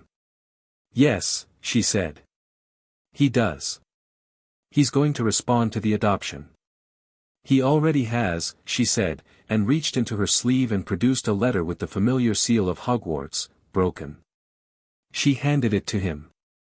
The letter was from Dumbledore, and it was written in the flowing, warm, absolutely impeccable style that Harry recognized from previous communications, the style that was always, somehow, both entirely gracious and slightly unanswerable, like a door designed to look like a window. My dear Narcissa, I received news of the adoption this morning from a source I will not name, and I confess that my first response was one of considerable concern. Harry's placement with his aunt and uncle was not arbitrary, as I'm sure you are aware. The blood wards anchored to Lily's sacrifice represented a protection of singular importance. The decision to remove him from that environment is not one to be taken lightly, and I would very much like to speak with you both at your earliest convenience to discuss the implications. I do not doubt the sincerity of your motivations. Lily's magical debt was genuine, I was aware of it, though perhaps not of its full scope. However, I must ask you to consider that the timing of this action, and the form it has taken, may have consequences beyond what either of you intends. I will call at Malfoy Manor at your convenience. I look forward to a productive conversation. Yours faithfully, Albus Dumbledore. Harry read it twice. He handed it back to Narcissa. He knew, Harry said. He's always known, she said. The debt. The contingency. He knew, And he left you there anyway, and now he's going to try to have a productive conversation about it. The words were delivered with perfect serenity and absolute contempt. Is there anything he can actually do? Harry said. Legally? No. Magically? No. The contract is unassailable and he knows it. You'll notice he doesn't threaten reversal, because he can't. What he can do is manage the narrative. Position himself as having approved it, or as monitoring it. Try to maintain access to you. She folded the letter and put it back in her sleeve. He'll come. Let him. The conversation will be interesting. She said interesting the way other people said unavoidable. Harry nodded. He looked at the moss on the bench, which had returned fully to its ordinary self and seemed unbothered by its brief moment of vividness. When? He said. I've replied to say Thursday, she said. That gives you 2 more days. Read the primer. She stood. And Harry, when he comes, don't hide what you know. Don't perform ignorance. He expects a child he can manage. Let him learn otherwise. I wasn't planning to hide anything, Harry said. I know, she said. That was permission, not instruction. She went back inside, and Harry opened the primer to the 3rd chapter, and the garden got on with being a garden around him. The second letter arrived that afternoon, delivered not by Owl but by a very small and clearly exhausted house elf that appeared in the library with a crack so faint it sounded like a thought changing its mind, and pressed a folded piece of paper into his hands with the expression of someone who had been told to be discreet and was discreet as a philosophical commitment. The letter was from Hermione, and unlike Ron's it was dense, 3 pages, written in the small precise script of someone who never wasted horizontal space. Harry, I heard from Ron. I've been thinking about it since yesterday and I have things to say. First, are you all right? And I don't mean the surface version, I mean the actual version, because I know you and I know that your answer to, are you all right, is almost always, fine, regardless of what's actually happening, so I'm asking specifically about the adoption, the magic, the new circumstances, and the probable complexity of living in a house with Lucius Malfoy. All of those things, specifically. How are you? Second, I've been to the library, the Muggle library, I finished the Hogwarts reading list in June, and I've looked up blood adoption magic as best I can with the limited sources available outside the wizarding world, and what I found is significant. The magical literature that crosses into Muggle academic records, there's more than most wizards realize, suggests that blood adoption of the old type doesn't just change legal status. It changes magical resonance. Your core magical signature shifts. Not entirely, you're still you, but the adopted family's magical lineage becomes part of your accessible inheritance. The Malfoy line is very old. Whatever they carry, whatever their ancestors built into the family magic over centuries, you now have access to it. Is that frightening? It sounds like it should be either frightening or extraordinary and I genuinely can't tell which. Third, Dumbledore. Whatever he does, whatever he says, remember that the decisions he makes are not always the same as the decisions that are right for you. I know that's not something you like to hear about him. But it's true. Fourth and finally, I've started learning arithmancy from a book I found in a second-hand shop in Edinburgh.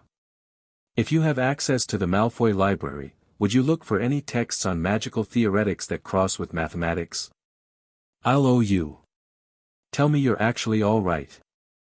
Harry sat with this for a long time. He wrote back, Hermione, I'm actually all right. Not the surface version. You're right about the resonance, I can feel it. Not like something foreign. More like a chord that was missing a note and now isn't. It's strange and I'm getting used to it. I found a text on magical theoretics yesterday that I think would make you produce the noise you make when you get an outstanding. It's an old runic and Draco Malfoy is translating it for me, which is a sentence I didn't expect to write this summer. The world is full of surprises. On Dumbledore, I know. He's coming Thursday. I'm not going to pretend to be what he expects. The library here is enormous. I'll look for the arithmancy cross-references. There's an entire section on magical mathematics that I haven't touched yet. I'll send you a list. I miss you both. September seems a long way off.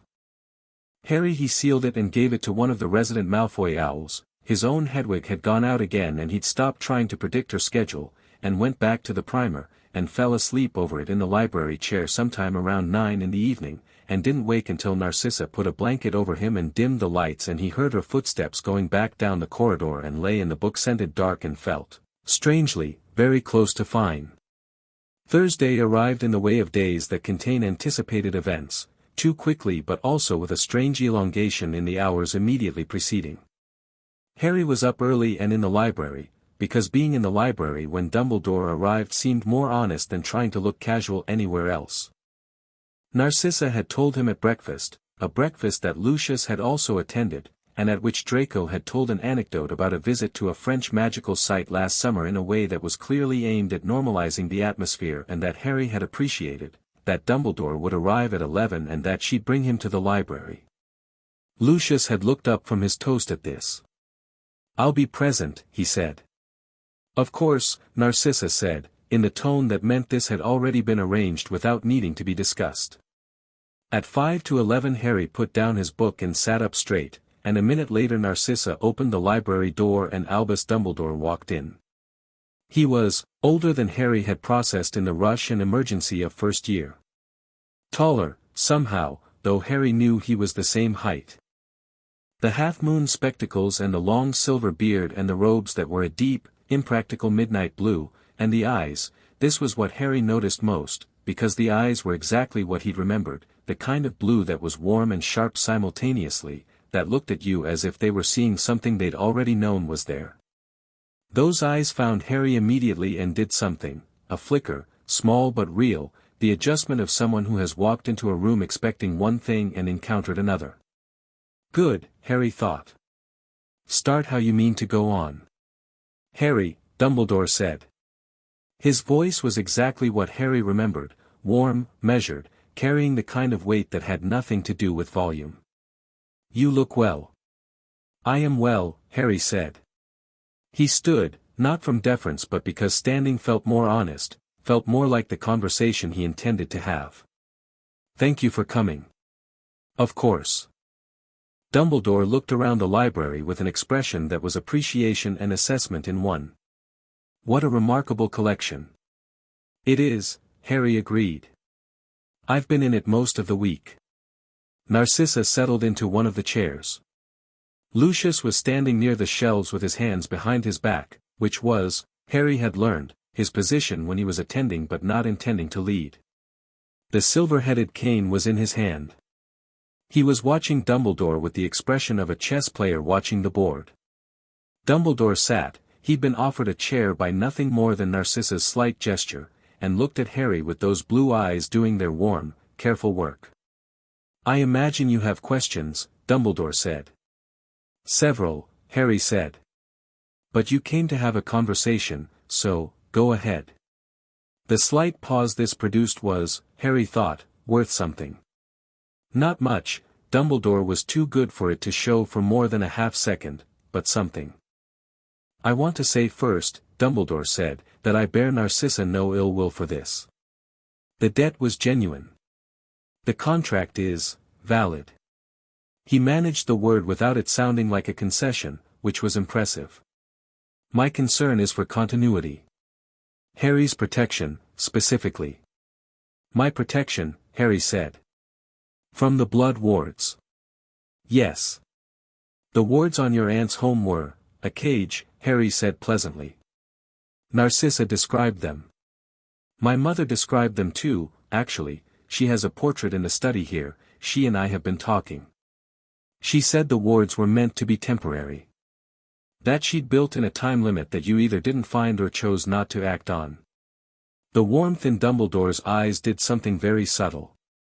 The recalibration was faster and more complete than Lucius's had been, he was older and better at it, but Harry caught it. Lily, Dumbledore said carefully, had extraordinary instincts. Some of what she built into that sacrifice was, he paused, not fully legible to me until after the fact. But some of it was legible before the fact, Harry said. She told you things. You knew she was, more than she should have been, for a muggle-born witch at Hogwarts. You knew what she could do.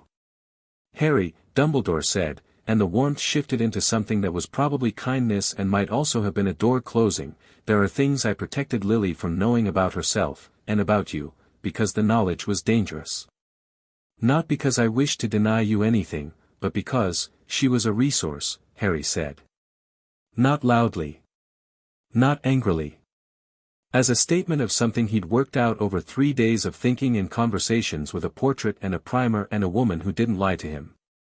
And I was the plan. And the plan worked better if neither of us knew the full shape of it. The room was very quiet. Lucius had gone completely still by the shelves, with the focused attention of someone watching a master class. Dumbledore looked at Harry for a long moment, and what was in his expression now was complicated. Not guilt, exactly. Not defensiveness. Something more honest than either, the look of a man who has done things he believes were necessary and is confronted, not for the first time, with someone who sees the necessity and the cost simultaneously and refuses to pretend one cancels the other. You are very like her, Dumbledore said quietly. I know, Harry said. I've been told. I came, Dumbledore said, and now his voice was slightly different, less managed, more direct, the voice under the voice that Harry guessed not many people heard, because I wanted to see for myself whether this had been good for you. Whether Narcissa had, he stopped, chose a different word from whatever he'd been reaching for, whether you were well. Truly. I told you, Harry said. I am. And Voldemort, Dumbledore said, quite suddenly, and even in this room with these people the name made the air tighten. The threat he represents does not diminish because your circumstances have improved. If anything, I'm better prepared here than I was at Privet Drive, Harry said. Narcissa is teaching me wandless theory. I have access to texts that don't exist in the Hogwarts library. I'm learning things. He met Dumbledore's eyes directly.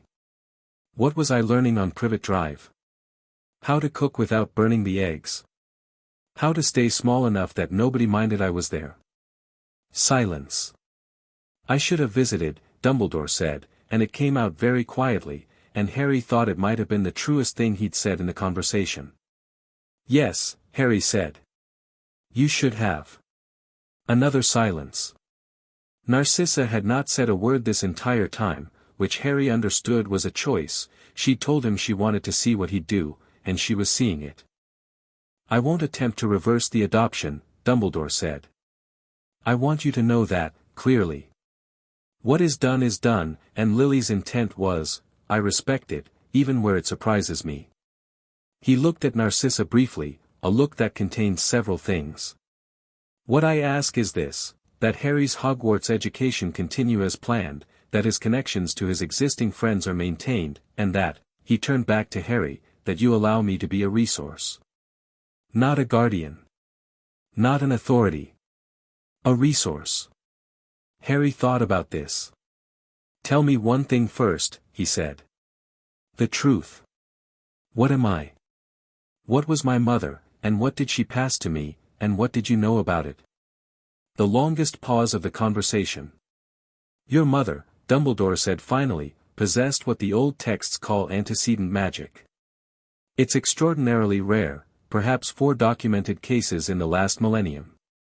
It means she could access magical currents that predate the current magical order. Older than wands, older than organized spellwork, older than the founding of Hogwarts. He looked at Harry steadily. It is not purely inherited, the literature suggests it appears rather than passes, the way certain natural phenomena appear. But you were her son, and her sacrifice wove itself into you at the deepest level, and what I knew, he stopped. What you knew, Harry said. Was that you had the potential, Dumbledore said, to be something that has not been seen in several hundred years. And yes, that knowledge shaped the decisions I made. Some of them I would make again. Others, he looked, for a moment, genuinely old, not the performative elder statesmanship but the actual weight of decades of choices and their cascading consequences, others I might revisit. Harry nodded. "All right," he said. "Then yes. You can be a resource." Dumbledore's eyes did something then that was unmistakably relief. He left an hour later, after tea that Narcissa managed with the same steel undersilk competence she brought to everything, and after a brief and remarkably civil exchange with Lucius that Harry watched carefully and understood about half of, the half that was explicit, the political surface stuff, and filed the other half for later. When the front door closed, Lucius stood in the entrance hall and looked at Harry with the particular expression he'd been developing over the last 3 days, the one that was not warmth but was perhaps the soil in which warmth might eventually grow, and said, "You have good instincts." "Thank you," Harry said. "Don't let him," Lucius said, "make you feel that you owe him anything for acknowledging facts." "I won't," Harry said. Lucius nodded once, and went back to his study, and that was the longest positive exchange they'd had, and Harry counted it. That evening, after dinner, something happened that none of them had planned for.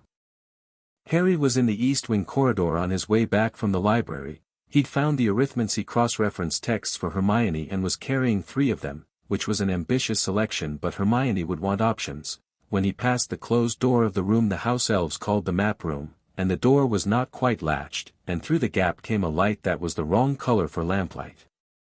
More blue than yellow. More like moonlight filtered through water. He pushed the door open. The room was full of maps.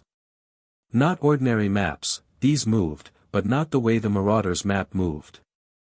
These moved like weather moved, like things that were alive.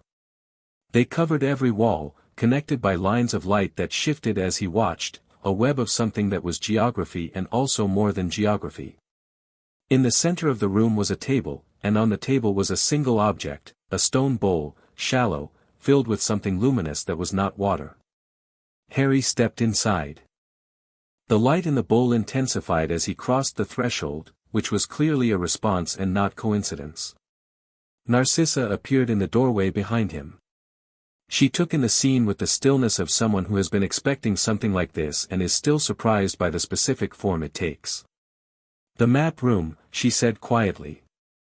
"I haven't been able to get that bowl to activate in 11 years. Lucius tried twice. I tried 4 times. She looked at the light. "It's a detection instrument. Old magic. It responds to," Lucius thought it was keyed to the Malfoy line, but that's not what the texts say. The texts say it responds to antecedent magic. Harry looked at the bowl. The light in it was shifting, forming shapes, something between patterns and letters in a notation he almost recognized. "Is that old runic?" he said. "Yes," Narcissa said, and her voice had a quality he hadn't heard in it before, something that was very close to wonder, carefully compressed. "What does it say?" Harry leaned over the bowl and read the shifting symbols, not perfectly, he was still learning, but enough. His lips moved slightly. He read it once, stood up, looked at her. "It says," he said slowly, "the current returns to its source." He paused. "And something else. I think," he tried to parse the last cluster, "the door your mother opened is waiting." Narcissa looked at the bowl for a long moment. "What door?" Harry said. "I don't know," she said. "But I think," she paused, and he had the impression she was deciding something, making a call she'd been holding in reserve, "I think it's what the portrait has been waiting to tell you. She said she'd tell you when you were ready. She said you'd know you were ready when the bowl lit." Harry looked at the bowl, which was still doing its luminous, shifting, entirely unconcerned with his reaction thing. He looked at the walls, the maps, the web of light that connected everything and moved according to principles he hadn't yet learned. "She planned this," he said. Not with wonder, not with accusation. Just with the clear, steady recognition of a pattern closing. All of it. The debt, the adoption, this room, she planned for me to end up here. "Yes," Narcissa said. "Because she knew what I was and she knew I'd need to." He stopped. "Learn it," Narcissa said. "Yes. Properly. Not despite Dumbledore. Not in hiding. Not diminished or contained or managed. She looked at him with the expression that had, over the course of a week, become something he understood as hers, the precision that was also, underneath, fierce. She wanted you to come into your power in a place where nobody could stop you. Harry looked at the bowl one more time. The light in it pulsed once, warm and steady, and he thought about his mother at 20 in the portrait, and her eyes, and the door she'd opened in his dream. He thought, all right, Mom. Show me. Then he turned to Narcissa. What's first? She almost smiled. Sleep, she said. We start at dawn. He went to bed and lay in the dark in the East Wing room and listened to the manor settle around him, the old building sounds, the way the stone contracted in the cooling night, the fountain somewhere below going its regular, patient rhythm, and felt the blood magic in him doing the same thing it had been doing all week, but more so now, deeper, like a tide coming in rather than just lapping at the edge. Somewhere in the house, Draco was probably reading. Somewhere Lucius was in his study making calculations Harry was only beginning to understand the shape of.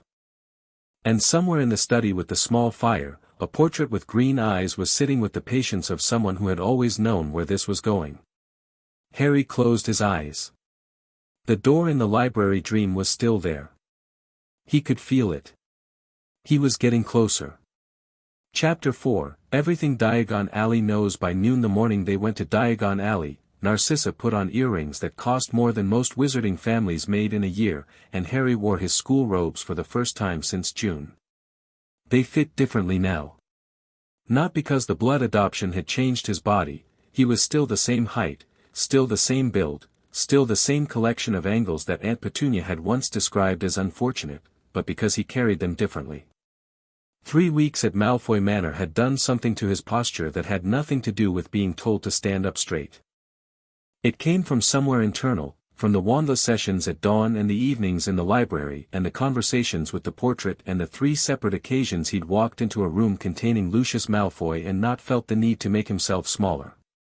He looked in the mirror in the East Wing room and the mirror, which was a Malfoy mirror and therefore had opinions, said, the collar. Straighten it. Harry straightened the collar.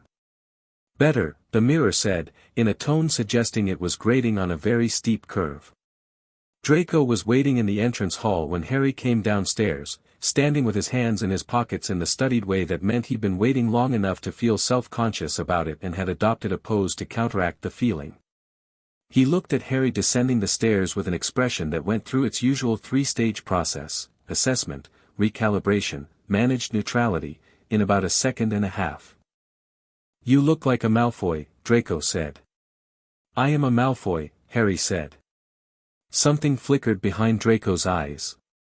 He hadn't fully settled into what that meant yet. Harry could tell that it was still catching him off guard in small ways, like a step on a staircase that was slightly higher than your foot expected. Right, he said. I know. Narcissa came from the direction of the study, pulling on her gloves, and behind her, which Harry had not expected, came Lucius, in traveling robes of such immaculate grey that Harry thought they might actually be their own light source. He carried the cane and he moved through the entrance hall with the ease of a man in his own space, which this was, and he looked at Harry with the expression that had become his default for Harry this week, not warm, not hostile, just, acknowledging. The acknowledgement of an intelligence encountering something it has taken seriously. The full family, Draco said, quietly, apparently to no one in particular. Don't make it strange, Narcissa said, without looking at him. I didn't make it anything, Draco said. It already is something. I'm just noting it. The car took them to the Leaky Cauldron, because operating with a party of 4 that included a 12-year-old who hadn't yet learned the theory was logistically complicated, and Narcissa had said so in the tone that ended discussions. Harry sat in the back with Draco for the drive and watched London pass and felt, for the first time since term ended, the specific anticipatory hum of being close to the magical world again, the way the air near the Leaky Cauldron changed, if you knew how to notice it, a slight density, a warmth that wasn't temperature. He noticed it earlier than he used to. The Leaky Cauldron went quiet when they walked in. Not completely, It was a Thursday morning in August and the pub was doing its usual business, witches and wizards with school lists and shopping bags and children making arguments for specific things their parents weren't buying, but it went the kind of quiet that spread in ripples from a point of contact. Harry felt it happen, felt the radius of it, felt the specific quality of the attention. There was the attention that came for Lucius, old and complicated, the attention of people who had opinions about Lucius Malfoy and kept those opinions behind their teeth, and there was the attention that came for Harry, different and louder even in its silence. The attention of people who had told themselves a story about Harry Potter for 11 years and were now confronted with a detail that didn't fit. The story. He was wearing Malfoy robes. He was walking with the Malfoys. He was not, visibly, doing this under protest. Tom the barkeep looked up from the bar and then looked more carefully, the second look containing more of everything. Harry nodded at him the way he'd watched Narcissa nod at people, which was acknowledgement without explanation, and kept walking. They moved through the pub and through the back door and into the courtyard, and Lucius tapped the bricks with his wand in the sequence Harry had memorized last year, and the wall opened, and Diagon Alley spread itself out in the August morning like something showing off. The effect here was immediate and more complex. Diagon Alley in August was a specific ecosystem, the school rush in full effect, families everywhere with lists and children and the controlled chaos of people trying to accomplish practical things in an environment that was fundamentally opposed to practicality. Harry had moved through it twice before and both times had felt the double attention, the thing where people recognized him and it created a wave effect. He'd always dealt with this by looking at his shoes. He didn't do that now. He walked at Narcissa's left shoulder. Lucius had taken her right in a formation that was either protective or political or both, and he kept his head up and his eyes moving and he didn't perform anything, didn't arrange his face into any particular expression, just walked. Like he was allowed to be here, which he was, and like he knew it, which he did. The wave effect happened anyway. It was faster this time, spreading ahead of them down the alley, and it had more layers to it, confusion, recognition, and underneath both of those something that was trying to make sense of the configuration. Harry Potter and the Malfoys. Together. In public. Looking like they'd arrived that way on purpose. He heard his name twice before they reached Gringotts, both times in the particular undertone of someone who needed to confirm what their eyes were telling them. Gringotts first, because the school list required money and the Malfoy vault was in the lower levels where the goblins moved with the unhurried authority of beings who had been managing other people's money since before those people's great-grandparents were born. Harry had his own vault, a fact he was aware of, a fact he'd been to once, a fact he suddenly had several more questions about given everything Narcissa and the portrait had told him this week. He stood at the counter and gave his name and the goblin who processed his withdrawal looked up at him with the sharp, horizontal intelligence of a species that didn't traffic in human social hierarchies and therefore was also not performing anything. "Mr. Potter," the goblin said. "Harry Malfoy, now," Harry said. "The vault access should transfer, the adoption was registered with the ministry on Tuesday." Narcissa had handled this, efficiently and without drama, the way she handled most administrative things. The goblin consulted something below the counter. Made a small sound that was neither approval nor disapproval. "There is a secondary notification on your vault," it said, "from a third party, filed 7 years ago. You have now met the access criteria. Do you wish to receive it?" Harry looked at it. "Yes." The goblin produced an envelope, sealed with the Gringotts seal and one other, a second seal, smaller, in dark red wax, pressed with something that was not a crest but a symbol. Harry recognized the symbol. He'd seen it in the map room, in the shifting light of the bowl. He took the envelope and put it in his inner pocket, and he didn't open it there, because Gringotts was not where you open things your dead mother had left you. He withdrew his school money and they moved on. Madame Malkin's was their second stop, for Draco's new robes, he'd grown, which he mentioned in the tone of someone reporting an unexpected victory, and for a set of traveling robes that Narcissa had decided Harry needed without making it a discussion. Harry stood on the fitting platform and let Madame Malkin's enchanted measuring tape do its work and watched Madame Malkin herself do a series of very controlled micro-expressions in his direction while talking to Narcissa about fabric weights.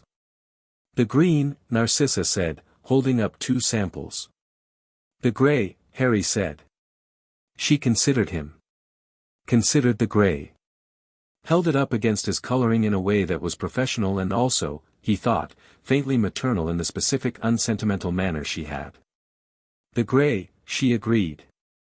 They were at the apothecary. Draco and Harry both needed to restock on several things for second-year potions, and Draco had a list that was longer than Harry's for reasons Harry suspected had to do with private study, when Harry first saw the Weasleys. He spotted Ron first because Ron was easy to spot, tall for his age and red-haired and currently in the middle of a debate with his mother about something related to the cauldron display, which was a debate that Mrs. Weasley appeared to be winning comprehensively.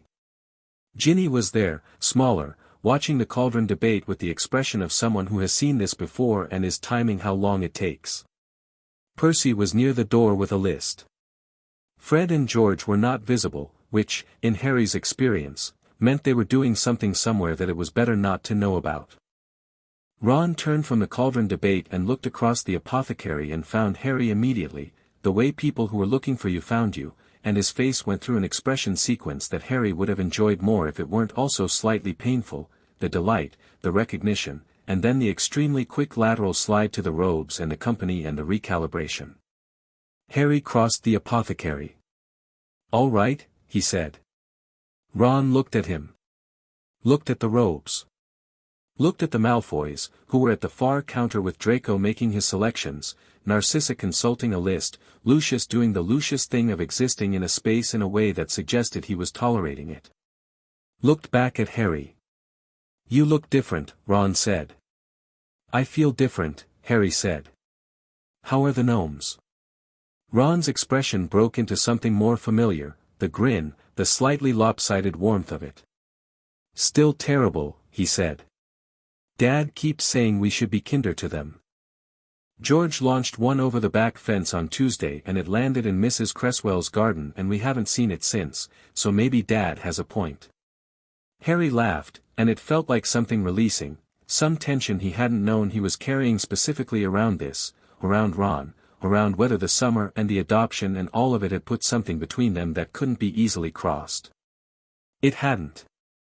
Ron was still Ron, and Harry was still Harry, and whatever else was different about the situation they were still standing in an apothecary talking about gnomes. "Your letters were good," Harry said. "They were." He stopped, and tried to find words for what he meant, which was something like "they reminded me who I was when I needed reminding," and settled for, "I was glad to get them." Ron looked at him in the way of someone absorbing something more than was said. "Yeah," he said. "Me too. Hermione's been writing me about blood adoption theory. Did you know she went to a Muggle library about it?" "She mentioned," Harry said. "She said you had access to the Malfoy library," Ron said, and then dropped his voice, though Harry thought it was probably already too quiet for anyone nearby to hear. "Does it actually have everything?" "Because Hermione's specifically wondering about, I sent her a list," Harry said. 3 days ago. I found the arithmancy cross-reference text she wanted and 4 others. Ron processed this.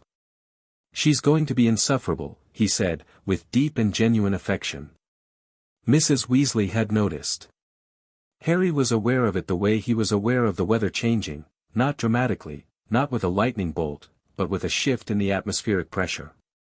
He turned, because it was better to turn than to be turned to. Molly Weasley was looking at him with an expression that was doing several things at once and managing none of them quite successfully, the warmth that was genuine and immediate and that Harry had always found slightly overwhelming because he had no frame for it, and the concern that was also genuine, and underneath both of those something that was more complicated, a protectiveness that had, he thought, briefly expanded to include him over the course of the last 2 years and was now in conflict with itself, unsure whether he was still inside its radius. "Harry, dear," she said, and her voice was doing the thing where it sounded normal and wasn't quite. "Mrs. Weasley," Harry said. "I'm all right." "I know you're," she stopped. Looked at the robes again, the specific involuntary look of someone who kept having their eyes pulled back to a thing they were trying not to comment on. "You're sure?" "I'm sure," he said. "The contract is solid." Narcissa, and he watched Mrs. Weasley's expression shift at the name. She's been good. Actually good. I'm learning things I should have learned a long time ago. Mrs. Weasley opened her mouth, and then closed it, and Harry thought she was going to say something about Malfoys and safety and Dumbledore, and instead she said, "Are they feeding you properly?" Harry felt something pull at the corners of his mouth. "Yes," he said. "The food is, yes." Something in her face settled. It was such a specific parental question and it had done such specific parental work, cutting through everything complicated to the thing that was most manageable and most true, and Harry thought about what Hermione had written about how the decisions that were right for you weren't always the decisions others made for you, and about all the ways people loved badly while meaning well, and he thought Molly Weasley loved extravagantly and sometimes too loudly and occasionally in ways that steamrolled the person being loved, but the love was real. He'd always known that. "Come for dinner," she said. "Before term. Come to the Burrow. Bring," she paused, visibly deciding something. "Ron says Draco's been helping you with translations." "He has," Harry said. Another pause. "Bring Draco," she said, in the tone of someone defusing their own argument before it could start. She stopped. "If you want. I'll ask him," Harry said. He went back to the Malfoys' side of the apothecary and stood next to Draco, who was comparing two files of something with the focused attention of someone who knew the difference mattered, and said quietly, "Mrs. Weasley just invited you to dinner." Draco's hand with the file stopped moving. "Before term," Harry added. "At the Burrow." Draco turned to look at him with an expression that was, in sequence, disbelief, suspicion that the disbelief was itself suspect, and then a very small and very quickly controlled something that might have been the specific loneliness of a boy who had grown up in a house where guests were political and dinner was strategic and nobody had ever just invited him somewhere uncomplicated. "Why?" Draco said. "Because I told her you've been helping me," Harry said. "And because she's Molly Weasley and she feeds people the way other people breathe." Draco put the file down. Picked up the other one. "I'll think about it," he said, which was an enormous concession and Harry knew it and didn't push. They were coming out of the apothecary and onto the main thoroughfare when they met Lucius coming from the direction of Gringotts, where he'd apparently had separate business, and the four of them came together on the cobblestones and that was when the second, more significant encounter happened. Flourish and Blots was doing enormous business. Harry could see the queue from here. The school reading list had apparently been released and there was the usual August rush, families flowing in and out with stacks of books, children arguing about whether they could have the illustrated editions. There was also, Harry noticed as they moved toward it, a display in the window. A large display. A display featuring a person he recognized. Gilderoy Lockhart. The display was enormous, Lockhart's face on multiple posters, all of them showing him from his best angle with his best smile and the best color of his robes, all of them advertising his new book Magical Me with the specific enthusiasm of someone who had written a book called Magical Me and found nothing to question in this decision. A banner above the display read, "Gilderoy Lockhart, in person, today." Harry looked at it. "Oh no," Draco said quietly. "Is that," Harry started. "Lockhart," Draco confirmed. "He signs books here every August. He searched for the right word, relentless about it. They went inside anyway, because the school list required books from Flourish and Blots and the books were inside and Narcissa was not going to rearrange her schedule around Gilderoy Lockhart's book signing. The shop was packed. The signing was happening near the back, and Lockhart was in full performance mode. Harry could see the crown of golden curls over the heads of the crowd, could hear the resonant carrying voice, and could feel the particular atmosphere of a man who understood his audience and had fully committed to giving it what it wanted. He was charming in the technical sense, he knew exactly which levers to pull, and he pulled them with the precision of practice. Harry took his school list and started collecting books. He moved through the shelves efficiently, not because he was trying to avoid Lockhart specifically but because the crowd near the signing was dense and the shelves were easier. He was reaching for a copy of Voyages with Vampires on the top shelf, one of the required texts, which felt like a significant failure of the Hogwarts Curriculum Committee, when he heard his name. Not said to him. Said about him, in a voice pitched to Carrie. Harry Potter. Ladies and gentlemen, Harry Potter. Harry turned. Lockhart had spotted him across the shop, had apparently been watching for him, or had very good peripheral vision, and was now descending on him through the crowd with the unstoppable momentum of a man who understood that the right endorsement was everything. He was magnificent in the way that things you couldn't stop were sometimes magnificent, the smile, the hair, the robes that were exactly the right shade of turquoise to photograph well. He got Harry by the arm before Harry could do anything about it. Ladies and gentlemen, Lockhart announced to the shop at large, pivoting Harry to face the crowd with the ease of someone who'd done this move before and found it effective. This young man is none other than the boy who lived. Harry Potter himself. And I think, he leaned in, conspiratorial, loud enough for the first 3 rows, I think he's here to pick up my complete works.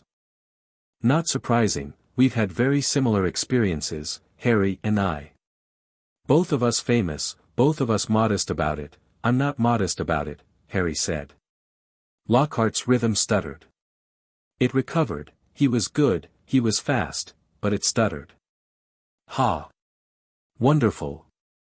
That's the spirit, and I'm here for the school list, Harry said pleasantly. He held up the stack of books he'd already collected. Which is 7 of your books, by the way.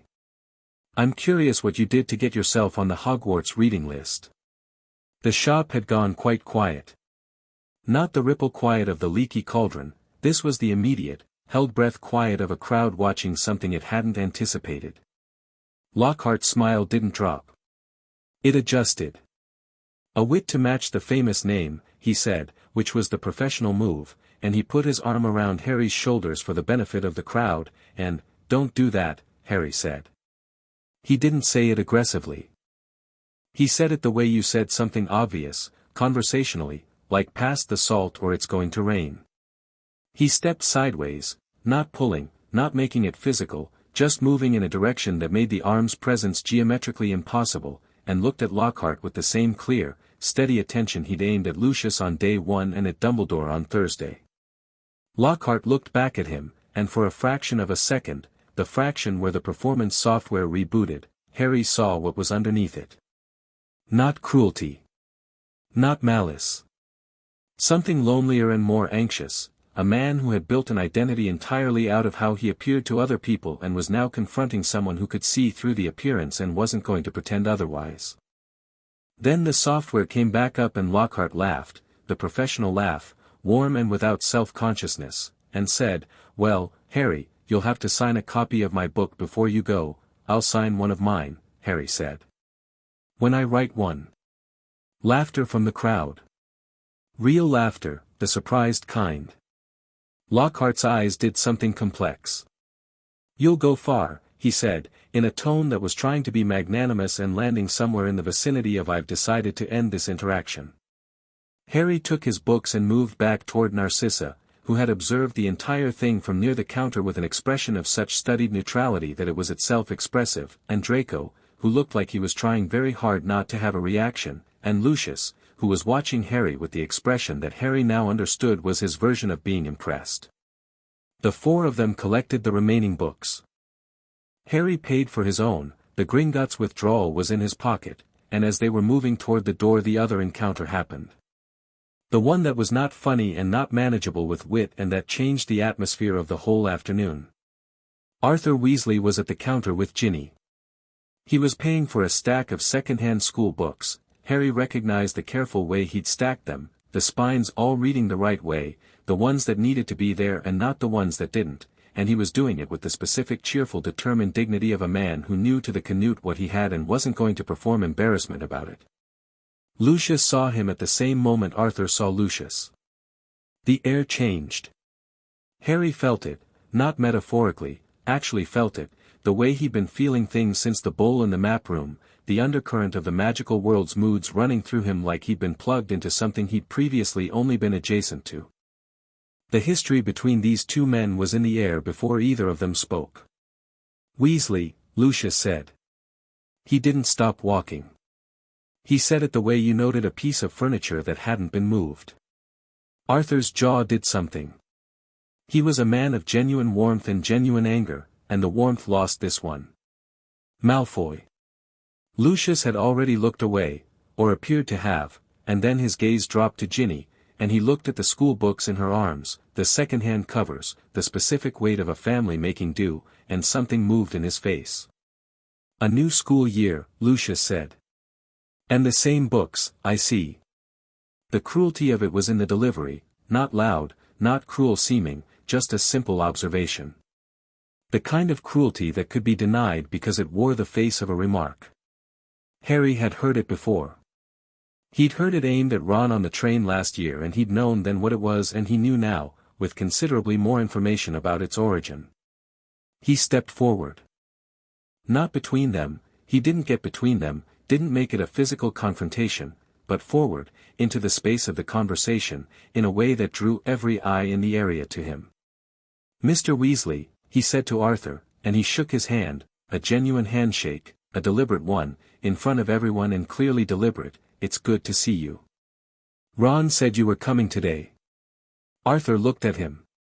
The anger shifted, not gone, but interrupted, because Harry had done something that required a different response. Harry, he said, and there were things in his voice that weren't quite in his face. It's good to see you too, son. Harry turned to Ginny, who was holding her books and watching everything with eyes that were dark and sharp and taking in considerably more than a first year might be expected to take in. You're starting this year, he said. Ron says you've been learning Quidditch. He doesn't know what he's talking about, Ginny said, which was probably not what she'd planned to say and had the quality of something that got out before her nerves could stop it. Harry grinned. In my experience, that's most of the time. Ginny's chin came up and something in her expression unlocked, the sharp, slightly defiant humor that would have already been there even in first year if you'd known where to look. Harry turned back, and Lucius was watching him with an expression that was not recalibration this time. It was something past recalibration, the look of someone who has revised an estimate upward and is now revising the revision. Lucius, Narcissa said, which was not a rebuke and not a warning and was both. She had Draco by the arm, not restraining, guiding, and was moving toward the door. Lucius looked at Harry for one more second, and something in that second was almost, not quite, but almost, a question. Then he turned and followed his wife, and Harry held Arthur Weasley's gaze for a moment and saw in it, past the anger and the complicated feelings about Malfoys, something grateful. Come for dinner, Harry said quietly. Ron told your wife I'd ask. Before term. All of you. Arthur opened his mouth, closed it, and said, we'd like that, Harry. Harry nodded and turned and walked out of Flourish and Blots into the August sunlight of Diagon Alley. He didn't look back, but he heard the shop resume its noise behind him, the ambient, busy, ordinary noise of 100 people who had just watched something happen and were processing it in their various ways. On the cobblestones, Lucius fell into step beside him for the first time all day. Not behind, not ahead. Beside. That, he said, quietly enough that only Harry could hear it, was dangerously close to a political maneuver. I was being friendly, Harry said. In this world, Lucius said, there is no difference. They walked in silence for a moment. Around them Diagon Alley did its August thing, and the sun was warm, and someone nearby was selling something from a cart that smelled of cinnamon and something sweeter, and the whole alley felt like a held breath waiting to understand what had just happened. The Weasleys have dinner at 7, Harry said. Loud and complicated and probably not enough chairs. I'm going before term.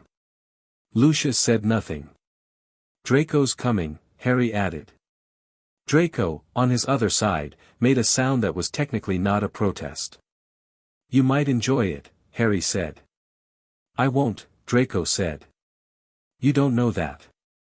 I have strong priors. Harry let it rest. The afternoon had done what it had done, and Diagon Alley had seen it, and Diagon Alley would talk about it, that was the nature of Diagon Alley in August, the gossip and the news moving through it as fast as flow powder. He knew what they'd be saying by evening: Harry Potter with the Malfoys. Harry Potter confronting Lockhart. Harry Potter shaking Arthur Weasley's hand in front of Lucius and nobody getting hexed. He found he didn't mind. He reached into his pocket and touched the envelope from the vault, the one with the dark red seal, the one he hadn't opened yet. It was warm through the fabric, which was interesting because it was parchment in an envelope and parchment didn't generate heat. The envelope, Narcissa said, and when he looked at her she was looking straight ahead down the alley, not at him. From Gringotts. I haven't opened it yet, Harry said. I know, she said. Open it tonight. In the study, with the portrait. He thought about the door in the dream library. The light behind it. She set the timing, he said. Not a question.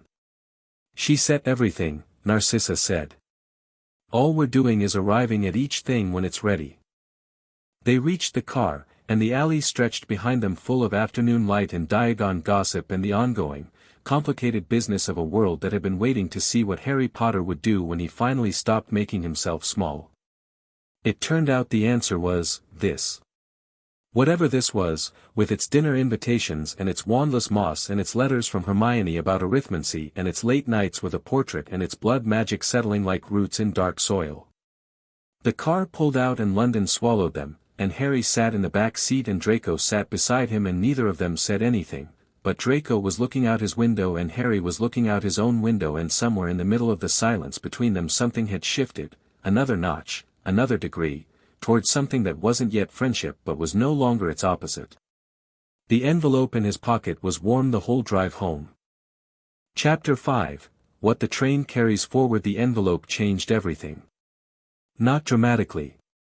Not in the way he'd half expected, no explosion of light, no vision, no sudden influx of power that rewrote the physical world.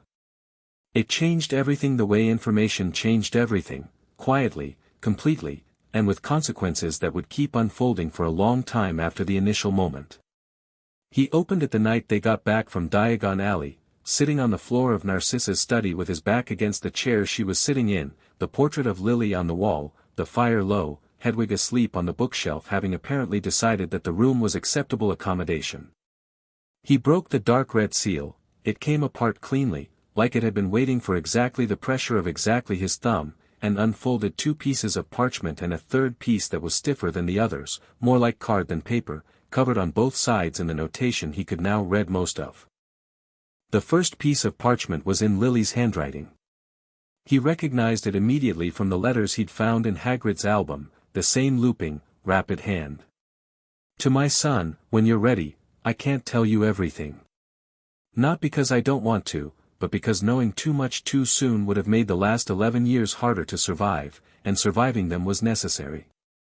I need you to believe that I thought about all of it, every consequence, and that nothing I arranged was casual. The adoption was the first door. The vault holds the key to the second.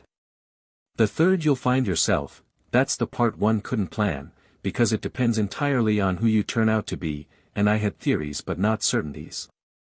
Here is what you need to know now, your magic is not like other people's magic. It's not stronger, strength is a simple measurement and this isn't a simple thing. It's older.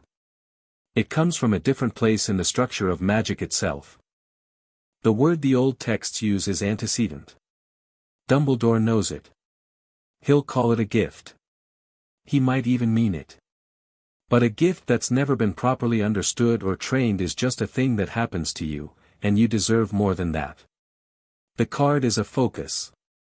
It's keyed to you, it won't respond to anyone else. When you hold it and work the wandless theory, the translation layer I mentioned thins. Think of it as a practice tool. It'll break eventually, when you don't need it anymore. The second piece of parchment is for Narcissa. Give it to her privately. I love you with everything I had, Harry. Everything I knew how to do was aimed at you. Mum. He sat with it for a moment. The fire was quiet. Hedwig shifted on the bookshelf and resettled. She said to give you this, Harry said, and held the second piece of parchment up to Narcissa without reading it. He'd known, when his eyes had started tracking to the top of it and found it began Chissa, that it wasn't his to read. Narcissa leaned forward and took it from him. She read it with the still, closed expression of someone who has decided in advance not to let their face do anything, and the deciding mostly held, except for one moment near the end where something moved across her eyes quickly and then was gone. She folded the parchment and pressed it between both palms for a moment, a gesture that was so privately human that Harry looked at the fire rather than at her face. "Thank you," she said quietly. He looked at the card. The notation on it was dense, both sides, the old runic flowing into something else, something with fewer angles, rounder, older than the runic system, and he could read perhaps 2/3 of it. What he could read was a series of descriptions of magical states rather than instructions. Not do this but feel this, and when both are present, the third arrives. He picked it up. The effect was immediate and distinct, not dramatic, nothing visible, but the sense he'd been carrying since the adoption, the feeling of a door that had clicked open, deepened. The room felt more specific. More present. The fire was not just warm light but a process, and the air was not just air but a system, and the bookshelf and the sleeping owl and the stone floor were all part of something continuous, something moving, something he was standing inside rather than apart from. "Oh," he said softly. From the portrait, Lily smiled. "There it is," she said. He spent 2 weeks with the card before September 1st. They were, quietly, the most important 2 weeks of his life. Narcissa restructured the curriculum around it. The mornings were still wandless theory, the primer had been replaced by a more advanced text that Narcissa pulled from a section of the library he hadn't been into yet, a section behind a door that required a specific kind of magical pressure to open and that he'd managed on his second attempt, which Narcissa had noted without comment, but now the theory was something he could feel moving in real time. And the difference between knowing and knowing through your hands turned out to be the difference between reading about swimming and water. Draco watched most of this with the expression of someone whose world is being quietly reorganized without his permission. On the 4th morning he appeared at the edge of the garden, the wild section, where Harry practiced because it was private and had things that were alive and willing to be interacted with, and sat on a low wall and watched without saying anything for about half an hour. Harry was working on something with a bird, a small one, a wren that had taken to sitting on a particular branch near the bench, apparently attracted by the ambient magic of the morning sessions in the same way animals were sometimes attracted to warmth. He wasn't trying to move it or affect it. He was trying to find it, to extend whatever the card had opened up in him until he could feel the wren's existence the way he could feel the fire's existence in the study that first night. Its small, specific, rapid life.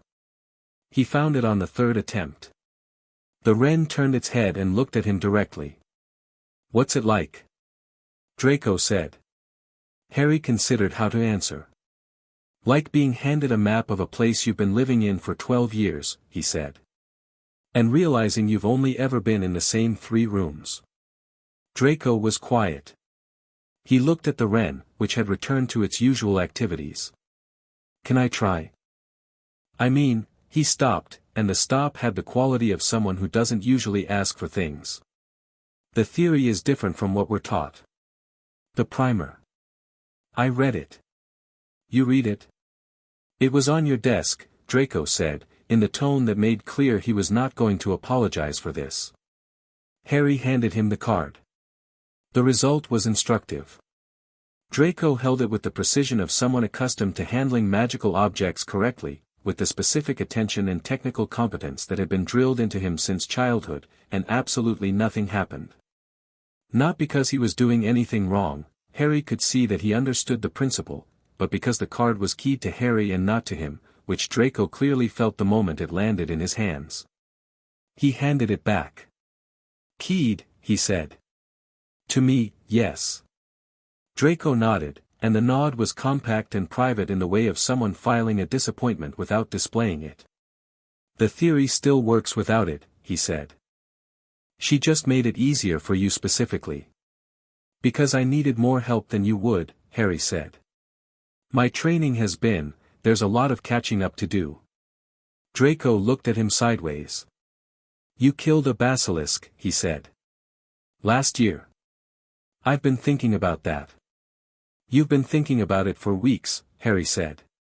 You had questions when I told you and you've been holding them. A pause. Your Parseltongue, Draco said carefully. When you talk to the basilisk, to snakes. Is it the same? As what you're describing? The map with more rooms? Harry thought about it properly. He'd never analyzed Parseltongue as a phenomenon because it had always just been a thing he did, like being right-handed or having green eyes.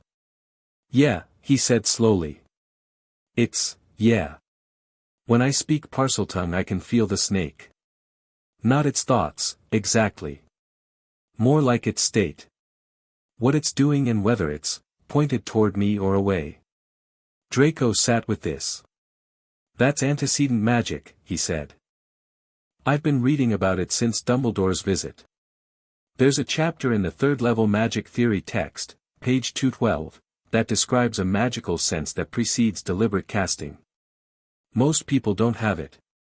The ones who do are, he stopped, and the stop had something in it, something that was not going to come out today but was being allowed to exist. They describe it as being close to the source.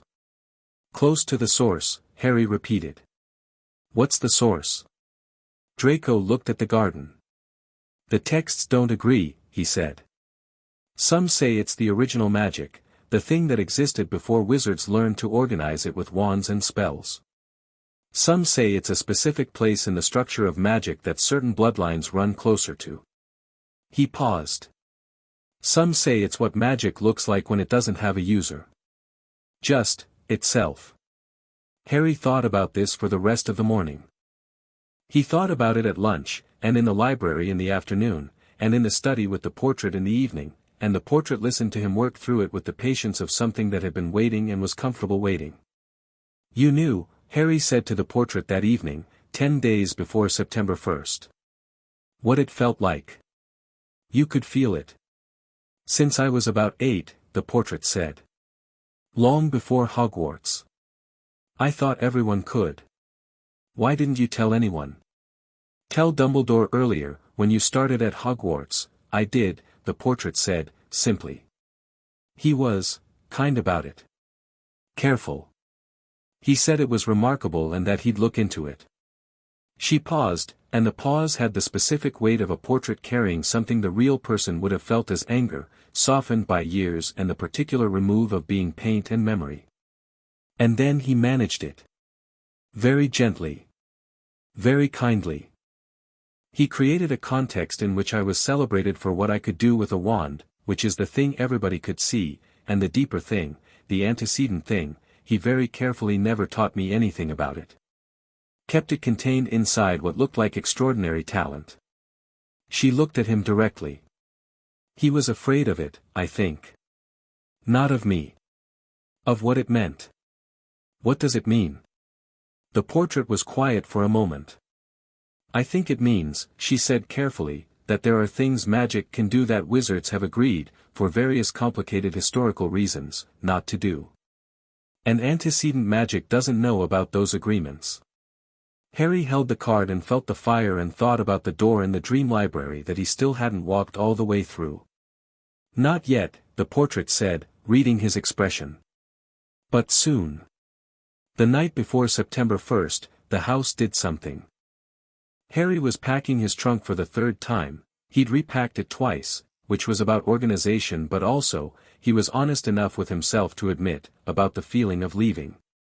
Not the leaving of Privet Drive, that had been effortless, but the leaving of this. The library. The garden. The morning sessions. The evenings in the study. Narcissa's curriculum, which had become, in 6 weeks, the most genuinely educational experience of his life. He was sitting on the edge of the bed, looking at the formal garden below, when the room's atmosphere changed. Not dramatically, the manor had never been dramatic, it did things in the way of places that were very old and had learned patience, but distinctly. The quality of the lamplight shifted, warmer, and the windows stopped letting in the evening air and instead held it, and the mirror on the far wall, which had been offering occasional unsolicited commentary since his arrival, went quiet. Narcissa knocked and came in without waiting, which was her prerogative and one Harry had long since stopped being surprised by. She sat in the chair by the window and looked at his open trunk and his half-organized packing and didn't comment on either. "Tomorrow," she said. "Tomorrow," he agreed. "Draco's going to have feelings about the train," she said. "He hasn't told you this." "He's been," she paused, choosing, in his own process about what this year means. "He won't be a problem. But he might be strange." "Draco is always strange," Harry said. "It's part of his thing." A brief, involuntary curve at the corner of her mouth. "I'm giving you something," she said, and reached into her sleeve, the sleeve that apparently had the capacity of a small library, and produced a thin book, no larger than his palm, with a dark cover and no title. "It's not on any list. It's not for Hogwarts. It's for you." She held it out. "It's what I know about antecedent magic that I've assembled over 11 years from every source I could access. Some of it is theoretical. Some of it is observation. The last section is Lily's, things she wrote down and sent to me in the year before she stopped." Harry took the book. It was warm, like the envelope from the vault had been warm, like things were warm when they'd been held and thought about for a long time. "The rules at Hogwarts," Narcissa said, "about underage magic outside of class." "I know them," Harry said. "Some of what's in that book can't be detected by the trace," she said. "Because it's not wand magic. The Ministry's detection system is built around wand discharge. What you're learning to do doesn't discharge in the same way." She met his eyes. "I'm not telling you to break rules. I'm telling you that some of the rules were written for a category of magic that you are not always practicing." "That's very technically a way of not telling me to break rules," Harry said. "Yes," she said. "It is." He put the book in his trunk, in the inner pocket where Lily's letter was, and closed the trunk and buckled it. "Narcissa," he said. She looked at him. "Thank you," he said.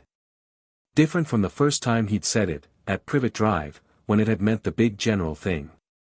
This one was smaller and more specific and meant, for the curriculum, for the study, for the portrait, for the morning sessions in the garden, for making sure I knew things before I needed them.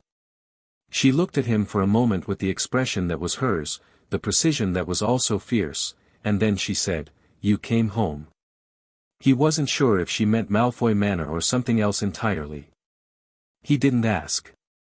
He slept well and was ready by 6 in the morning, which was earlier than anyone else, so he went down to the garden for the last time and sat on the mossy bench and watched the dawn come up over the formal garden and felt the manor around him, its old stone and magic presence, and thought about how quickly a place could become the thing you meant when you said home. He picked a handful of grass and held it and felt the specific ongoing life of it, the green, patient fact of it, and then he put it down and went back inside. The Hogwarts Express left at 11. They arrived at King's Cross at 10:20, which was deliberate. Narcissa did not do crowds at platforms, she did controlled arrivals, and moved through the Muggle station with the ease of people who knew where they were going. Harry pushed his trolley and Draco pushed his and Narcissa walked between them and slightly ahead, clearing the path in the way she cleared all paths, through the specific authority of someone who has decided a thing is going to happen. Through the barrier between platforms 9 and 10, and then the platform and its familiar noise, the scarlet train at the far end, the crowd of families and trunks and owls and the September smell of coal smoke and something that might have been excitement turned atmospheric, and Harry stopped for a moment because it was still, after everything, the thing it was. The beginning of something. "You have everything," Narcissa said. It was not a question. "Yes."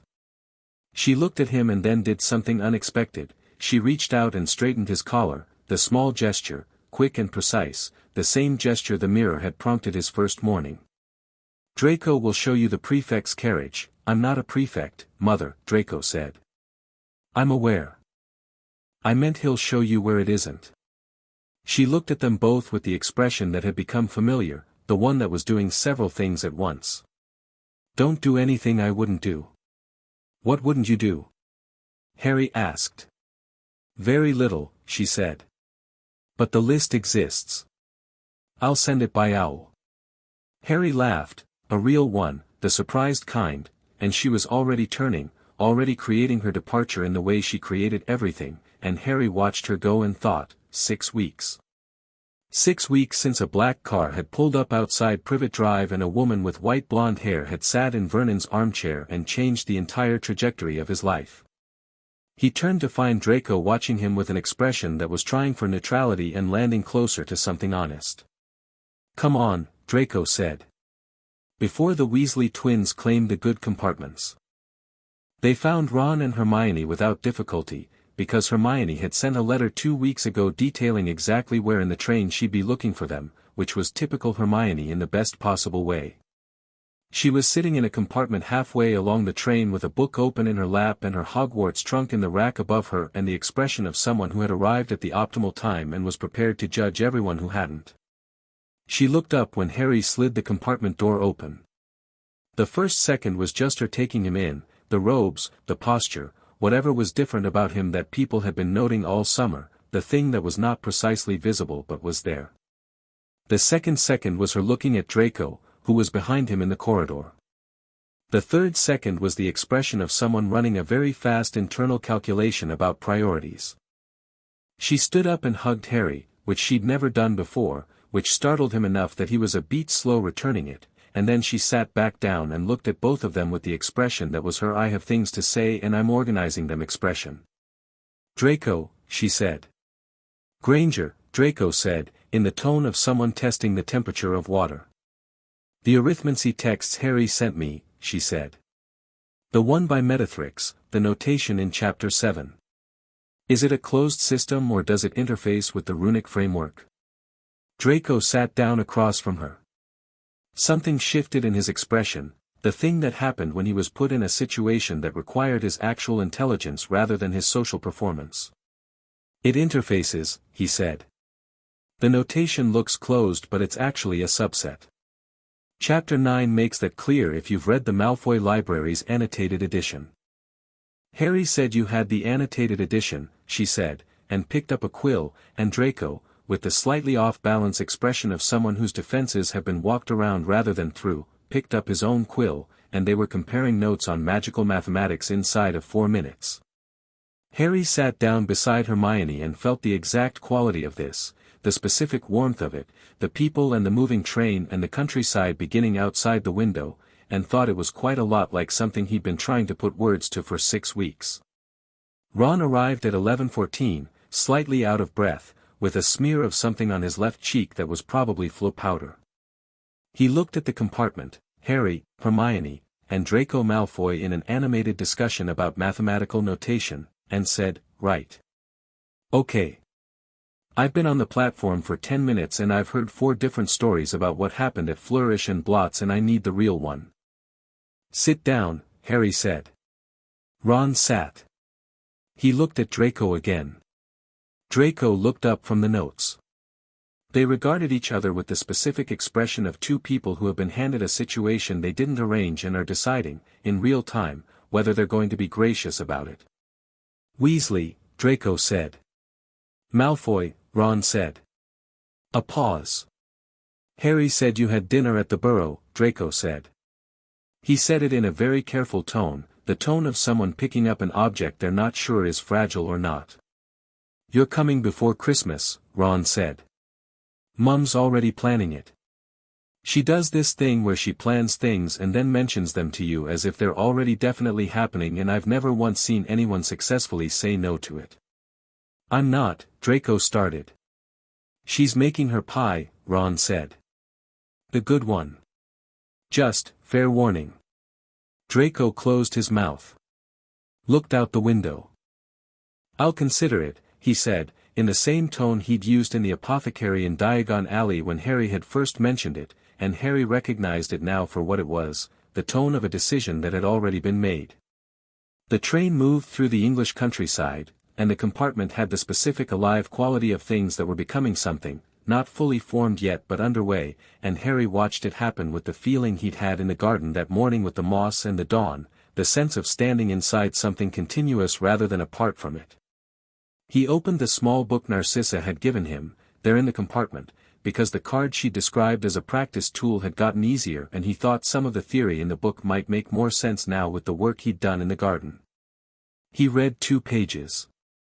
Then he read a third, and the third page had a section he hadn't expected, not theory, not instruction, but a short paragraph in different handwriting. Narcissa's, not Lily's. Something she'd added herself. It said, the thing about antecedent magic is that it doesn't close. Every other magical system has limits built in, the wand reaches as far as the wizard's knowledge and intent. This doesn't work that way. The more you practice, the more there is to practice. There is no ceiling. I want you to understand that. There is no ceiling.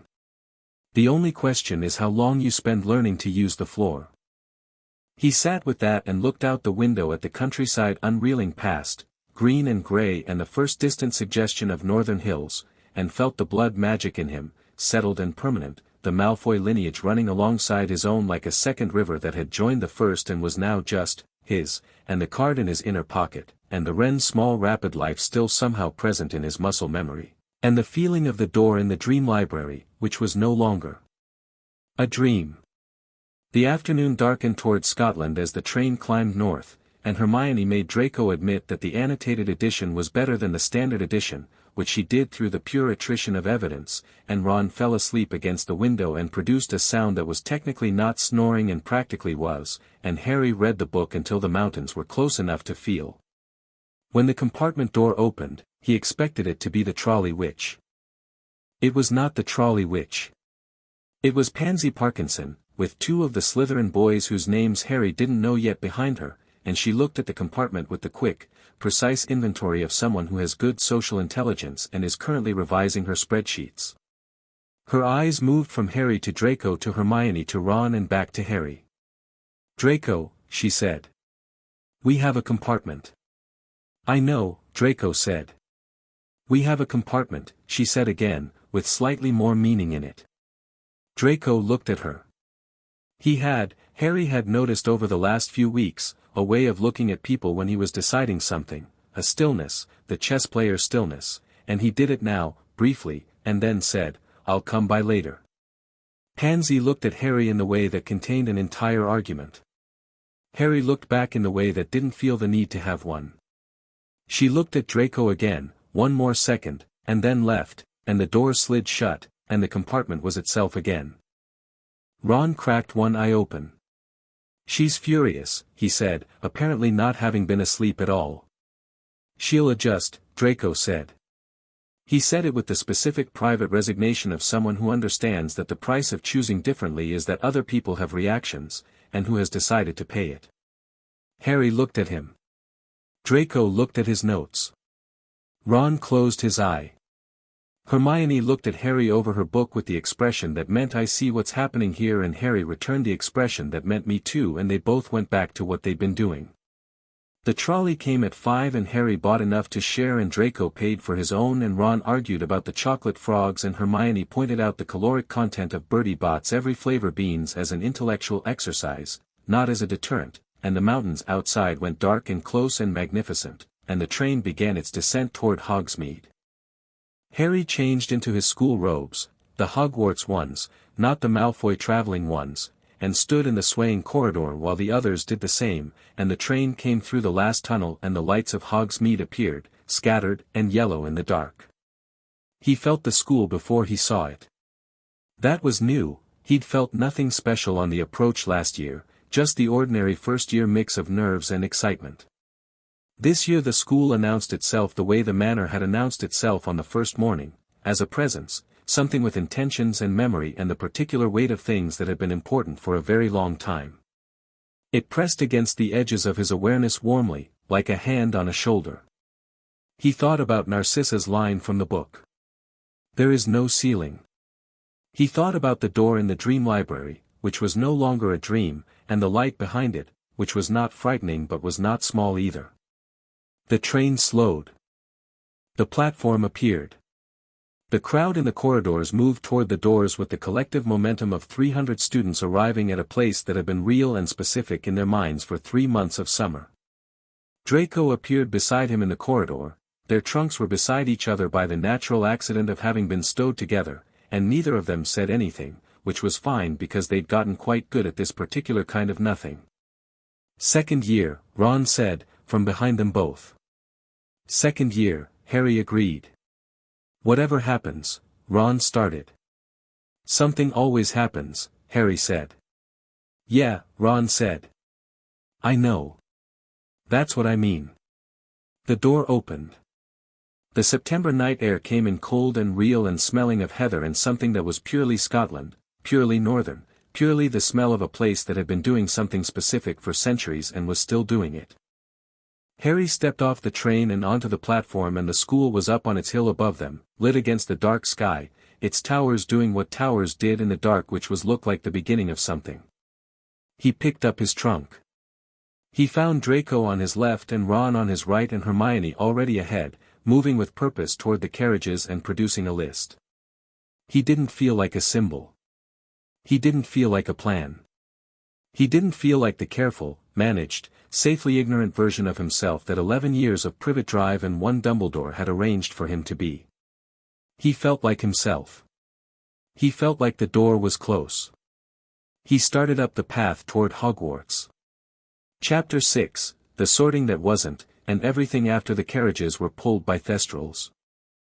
Harry could see them now, which was new. Last year they'd been invisible to him, the carriages moving on their own as far as he'd understood it, and he'd filed it as one of the many things about the wizarding world that operated on principles he hadn't learned yet. Now they were visible, tall, skeletal, dark as the space between stars, with the patient dignity of creatures that had been doing this specific job for a very long time and had opinions about the quality of their passengers. He stopped walking for a second. Ron walked into him from behind. "All right?" "The carriages," Harry said. "I can see what's pulling them." Ron looked at the space Harry was looking at. Saw nothing. Looked back at Harry with the expression of someone who has become accustomed, over 2 years of friendship, to Harry seeing things that complicated the situation. "Is that new?" "Yes," Harry said. Draco was on his other side. "Thestrals," Draco said quietly, also looking, also apparently seeing them.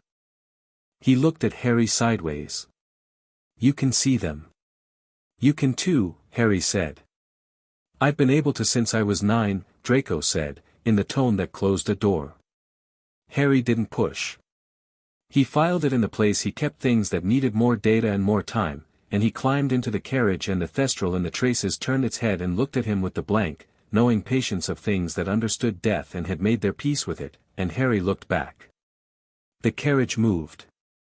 Hogwarts came closer, its towers resolving out of the dark into the specific stone and light of itself, and Harry felt the school's presence the way he'd felt it on the platform, pressing warmly against his awareness, and he thought, it knows. Not the way the manor knew. The manor had recognized him in the way of a building that was deeply tied to a bloodline he now shared. This was different. This was older. Hogwarts knew him the way the bowl in the map room had known him, as something it had been expecting. The carriages deposited them at the castle doors. The crowd of students moved inside in the river of itself, and Harry moved with it, and the entrance hall opened up around them, tall and torchlit, and there was the smell of the great hall beyond, old stone and food and magic, and the noise of 300 students finding their seats. He hadn't yet worked out what to do about being sorted again. He was a second year. Second years weren't sorted, only new first years were. The ceremony at the beginning of the feast, the 11-year-olds waiting in a nervous line at the front of the hall while the rest of the school watched. He'd been sorted last year. He was a Gryffindor. That was a fact of record, and it wasn't going to change because he'd spent the summer at Malfoy Manor. Except.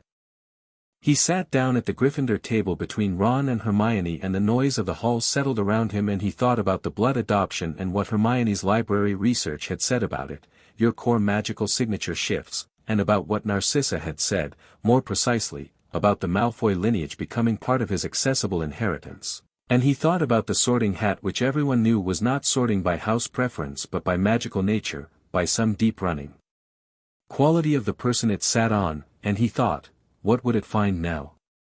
He was still thinking about this when the first years filed in and Professor McGonagall appeared with the stool and the hat did its song, different from last year, longer, with a quality that was less performance and more warning, something about unity and division and what happened to things that broke themselves unnecessarily, and Harry listened to it with more attention than he'd given it the first time around. The sorting began. He watched the first years go up one by one and watched the hat make its decisions and thought about how it worked, the hat pressed against someone's head and feeling for something, reaching down into the person's nature the way Harry had been reaching for the wren in the garden, the small rapid life of a thing, and reading what it found there. He was so absorbed in this that he almost missed his name. Almost. Harry Potter. The hall went quiet. Not immediately, it took about 2 seconds, a wave of it spreading from wherever people were paying attention to wherever they weren't, a ripple of silence moving outward and arriving at the edges of the room like the last of a tide. Harry sat very still. It was Dumbledore's voice. Not McGonagall's. Dumbledore had risen from the center of the high table, and he was doing the warm authority thing, the thing where his voice sounded like it was doing you a favor by existing in your vicinity. I would ask Harry Potter to come forward, Dumbledore said, for a brief administrative matter. Harry looked at McGonagall, who was standing beside the stool with an expression that was trying to be neutral and was performing it poorly. There was something in it that was not disagreement with Dumbledore but was also not comfort with the current situation. She met his eyes briefly, and the briefness said something he couldn't fully read. He stood up. He was aware of the hall, all of it, the 4 tables and the high table and the portraits on the walls and the enchanted ceiling doing its September clouds thing, the way he'd been aware of the alley that day in August, the way his antecedent magic had been making him aware of things since the card and the bowl and the mornings in the garden. Not listening exactly, just, present, tuned in, feeling the ambient quality of the room which was 300 people being very interested in what was about to happen. He walked to the front of the hall. Dumbledore looked at him with those half-moon spectacles and those warm blue eyes and said, with the gentleness of someone delivering news they believe to be good, as you know, Harry, significant changes to a student's legal and magical status over the summer sometimes require, he paused, precisely enough, a review. For administrative purposes. We want to ensure the record is accurate. Nothing more than that. Harry looked at him. He understood every word of this. He understood the gap between what was being said and what was meant, the administrative framing of what was actually an attempt to find a mechanism. He understood that Dumbledore had found, over the summer, some procedural lever he believed he could pull. All right, Harry said.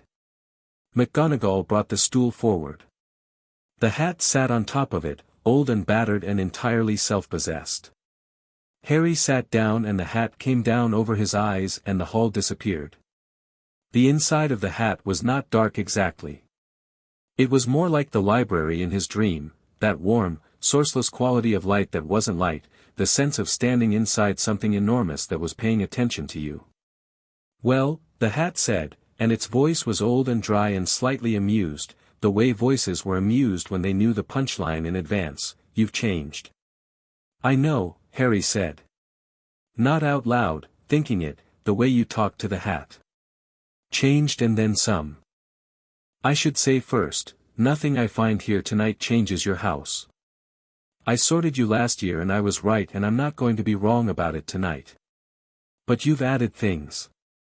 The blood adoption. Partly, the hat said. The Malfoy lineage is there, yes. Considerable magical history in that line, ambitious, precise, powerful, occasionally foolish in the specific way of people who confuse sophistication with wisdom. But that's not the main thing I'm finding. A pause that felt like the hat rearranging its considerable attention. The main thing is what was always there, isn't it?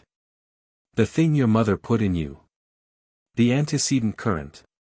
Yes. I should tell you, the hat said, conversationally, that I've sorted students for 1,000 years. I have not sorted anyone with this before. Not in anything like this strength. Another pause. It changes the calculation somewhat. You're still a Gryffindor, that hasn't moved.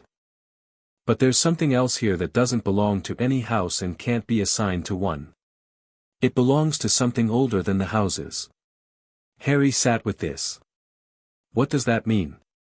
He thought. It means, the hat said, with what he was fairly sure was dry amusement, that your second year is going to be considerably more interesting than your first. Which was already interesting enough to make most of the portraits nervous. A beat. Here's what I'll tell you, and you can take it however you like, you're not a category. You're not a symbol. You're not a plan. You're a person with a very specific and very old magic that has never been properly explored because the people who might have explored it had their own reasons not to. I can feel all of that.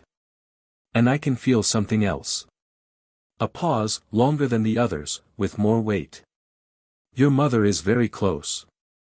That magic she wove into you at the end, it's not fading. It's not a remnant. It's growing. I know, Harry said. Good, the hat said simply. Then you know what to do with it. And then it called out his house. Gryffindor. The Gryffindor table exploded. Harry had forgotten, he'd been so deep in the conversation that he'd genuinely forgotten there was a hall full of people watching, and the noise arrived like something physical, the cheers and the stamping and the specific Gryffindor enthusiasm that was always slightly louder than it needed to be. He stood up, the hat was removed, and he was facing Dumbledore. Dumbledore looked at him. The warm blue eyes were doing the thing they'd done on Thursday in the Malfoy library, the complicated thing that was not guilt and not quite relief but was close to both, and was also, most visibly, the look of a man whose procedural gambit had returned a result he didn't exactly intend. He hadn't reversed anything. The hat hadn't found a reason to resort Harry elsewhere, to find something in the adoption that contradicted his fundamental nature, because his fundamental nature was exactly what it had always been, and what the adoption had added was addition, not replacement. Thank you, Harry, Dumbledore said, warmly and without showing any of the calculation. That's very helpful for the records. Of course, Harry said pleasantly. He walked back to the Gryffindor table. Ron grabbed his arm the moment he sat down. What happened? What was that? Did it try to, Gryffindor, Harry said. Still. Same as last year. Then what was the point of, Dumbledore wanted to check something, Harry said. He found out it didn't work. That's all. Hermione, on his other side, looked at him with the expression that meant she'd understood approximately everything he hadn't said. Are you all right? Better than all right, Harry said. The hat told me some things. Things you're going to tell us about? Ron said. Eventually, Harry said. When I've worked out the words for them. The feast arrived, it always arrived at exactly the right moment, the Hogwarts timing for food being one of the things Harry genuinely appreciated about the school, and the hall went from tense anticipation to the comfortable noise of people eating and talking, and Harry let himself settle into it, the familiar warmth of this room that he'd been in exactly twice before and that felt, nonetheless, like something continuous with the other places he'd been learning to feel at home. He was halfway through his first plate when the parchment arrived. It dropped in front of him from above, sent from the owl entrance in the ceiling, which was unusual during the feast but not unheard of, and he recognized the handwriting immediately. The Board of Governors meeting is tonight. There was a complaint filed this morning, before the feast, about the validity of the blood adoption as it pertains to Hogwarts enrollment. Your legal status as a Malfoy was challenged on the grounds that Hogwarts was established prior to current blood adoption law and is therefore not bound to recognize post-registration changes in family status. I have countered this already, but the meeting will proceed. Be aware, the counter-argument I've filed references the age of the adoption magic, which predates the school itself, and your continued enrollment is not in question. However, the meeting will discuss other matters related to your circumstances and you should know it is happening. The hat sorted you correctly. I'm glad. And Harry read it twice and then passed it to Hermione, because Hermione's response to things like this was more useful in the immediate term than Ron's, which would be sincere but emotional. Hermione read it with the speed of someone who processed written information faster than most people processed speech. She looked up. "The Board of Governors," she said quietly. "Lucius is on the board." "I know," Harry said. "He filed the complaint," she said. "Not a question."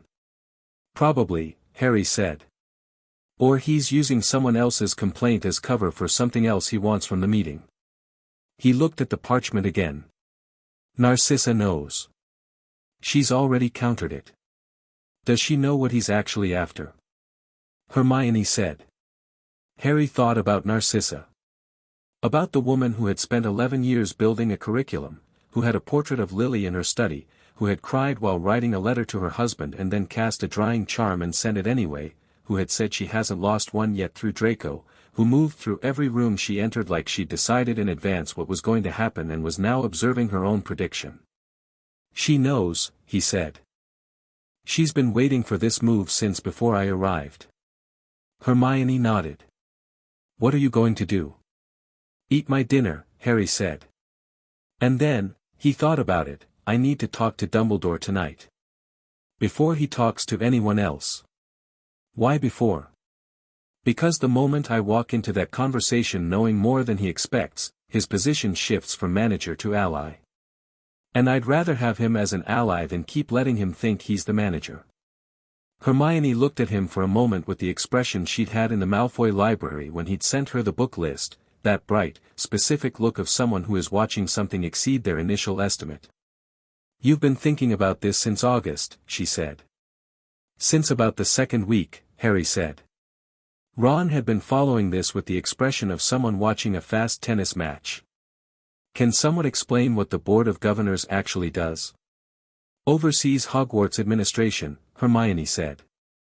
"It's 12 governors appointed by wizarding families of standing. They can hire and fire staff, challenge Dumbledore's decisions, affect curriculum and enrollment. She paused, and looked at Harry, "It's the mechanism Lucius would use if he wanted to exert pressure on the school. On Harry's situation at the school. So he can't reverse the adoption," Ron said slowly, working through it, "but he can make Harry's life at Hogwarts complicated," Harry said. "In a variety of ways. Enrollment challenges. Accommodation of his legal status. Which table he sits at. Whether his Malfoy status affects his Quidditch eligibility." He hadn't thought about Quidditch until this moment and found he minded about that one specifically, whether there need to be hearings. Whatever mechanism is available. "Why?" Ron said. "If you're already in his house, because I'm not the Harry Potter he wanted," Harry said, and the simplicity of it settled the table. He wanted malleable. He wanted the boy who lived to be a Malfoy the way a title gets added to a collection. He's gotten this. He gestured at himself, which was not arrogance, and all three of them understood it wasn't. And this doesn't work for his plans. So now he's trying a different angle. "And Narcissa?" Ron said. "She's his wife," Harry said. "Not his ally on this one." He looked at the parchment. "I think she knew this meeting was coming. I think she's been ahead of it for weeks." He finished his plate. The feast continued around them in its generous, uncomplicated way, and Harry watched the Slytherin table where Draco was sitting with Pansy and the others, and Draco was doing the thing of listening to something Pansy was saying while not quite being where he appeared to be. Harry caught his eye once across the hall, and the look that passed between them was brief and sufficient. "I know," it said. "I'm not responsible for it." And Harry's return look said, "I know you're not." And that was that. After the feast he waited. He waited until the hall was nearly empty, until the other Gryffindors had drifted toward the door following Percy Weasley, who had apparently been made Gryffindor prefect over the summer and was discovering the weight of this responsibility approximately in real time. He waited until the high table had mostly cleared, until only Dumbledore remained, apparently reviewing something on a parchment that Harry suspected was not actually a parchment and was a performance of having something to review. He crossed the hall. Dumbledore looked up when he was close enough, and his eyes did the thing, the warm and calculating thing, both at once, and he said, "Harry, how was the journey?" "Good," Harry said. He sat down in the chair that was closest, which was McGonagall's, because he wasn't going to stand for this conversation like he was being summoned, and he wasn't going to stand at the other end of the table like he was keeping distance. He sat down and put his elbows on the table and looked at Dumbledore at comfortable speaking distance. "The Board of Governors meeting tonight." A pause. Controlled. "You heard about that. Narcissa told me during dinner."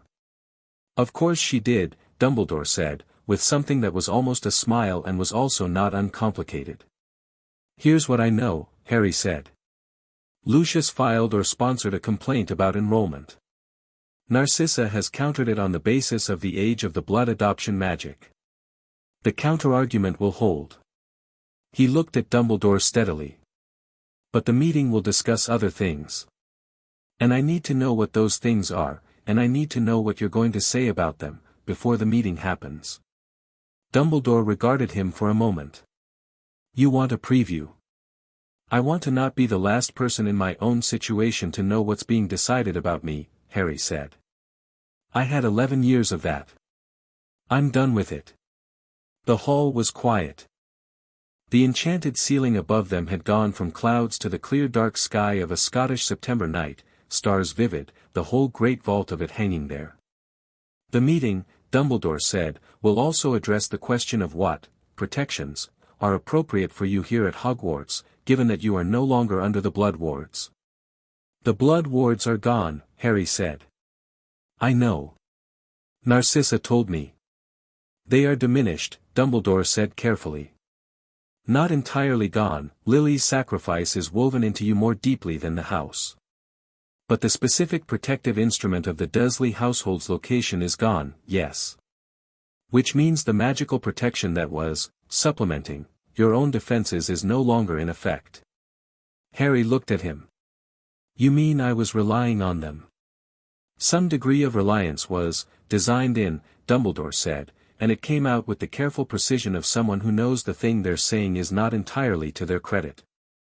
It was not my intent to leave you without your own defenses developed. But the timing of the adoption has accelerated things," Harry said. "Yes." "Good," Harry said. Dumbledore blinked. The blink was larger than his usual blinks. "I've been working on it," Harry said. "Since the day I arrived at Malfoy Manor. The wandless theory, the focus exercises. The antecedent current." He held Dumbledore's gaze. "I know what I have, Professor. Narcissa made sure of that. And Lily, in her own way, made sure Narcissa knew what to teach me." He paused. "What you should tell the board is that my protections are adequate. Not because you've arranged them but because I've been building them."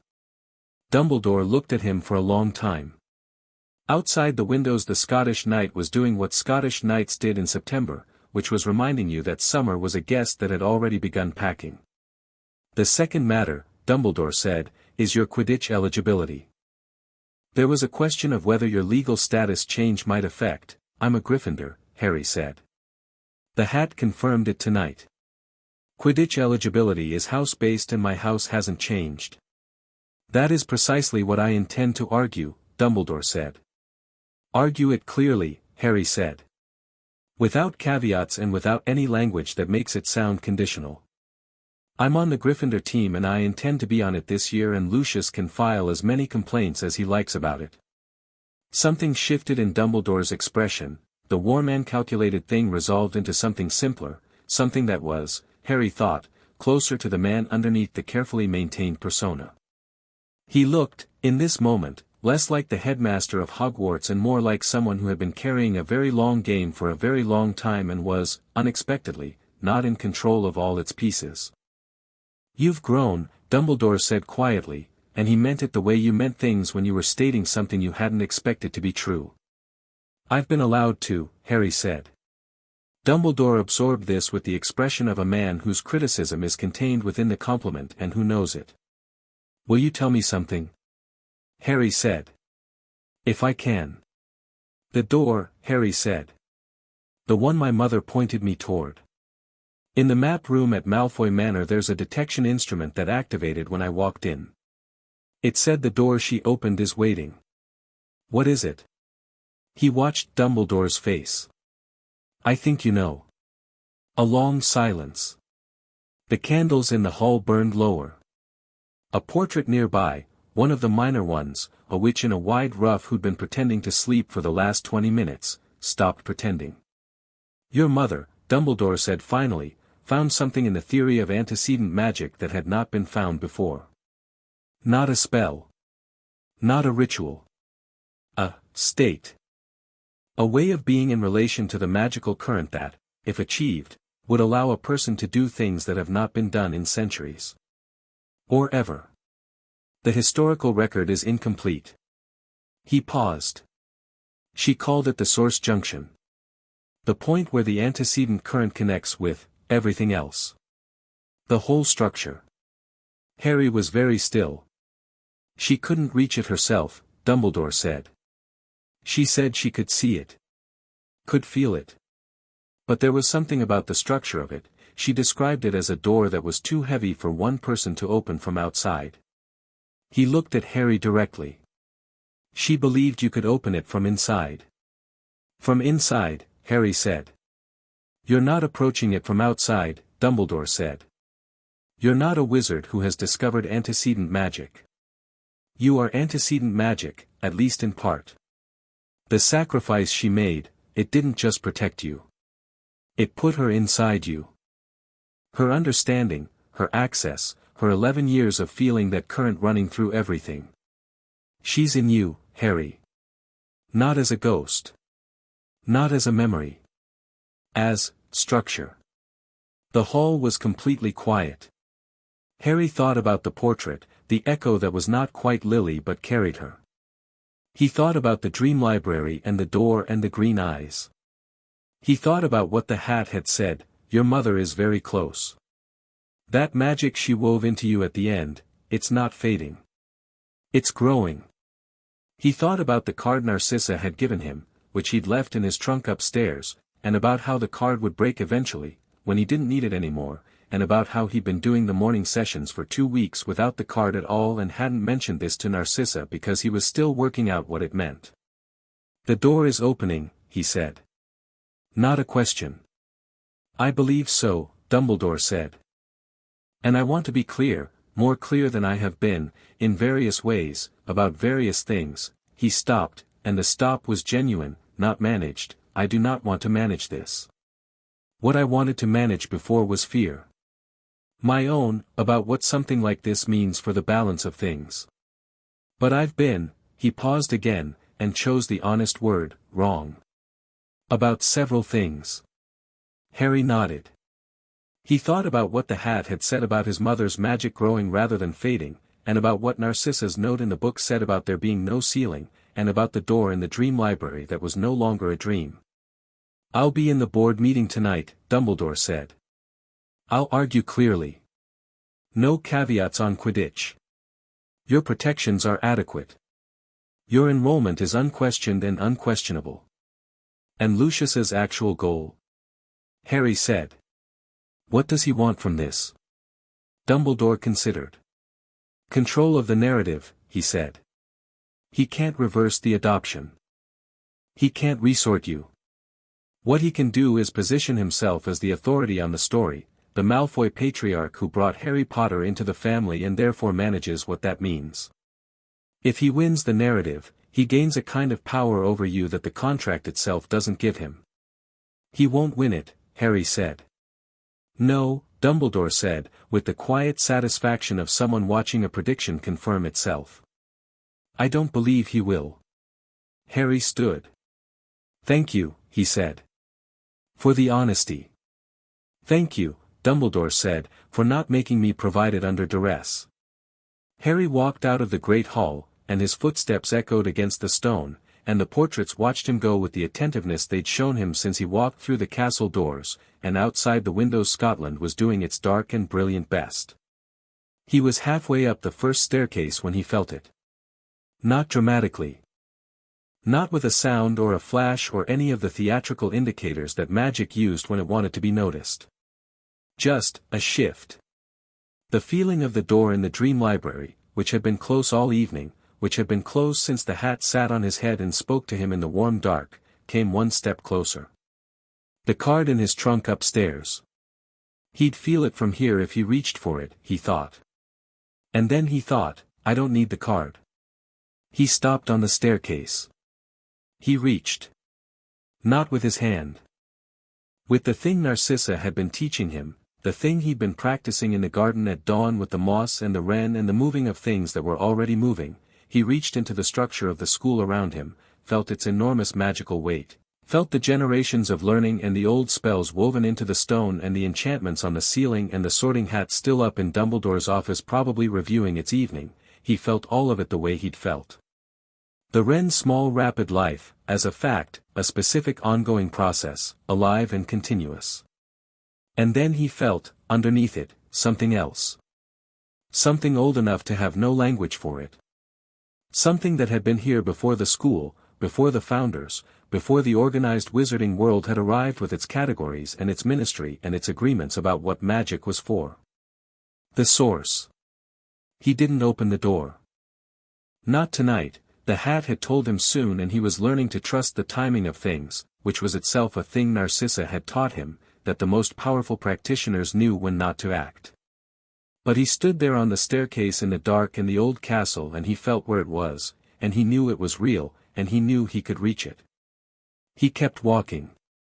The Gryffindor common room was the same and completely different, same stone, same fire, same portrait of the fat lady who looked at him with slightly more surprise than usual and let him through without asking for the password because he was Harry Potter and she'd apparently decided passwords were for other people.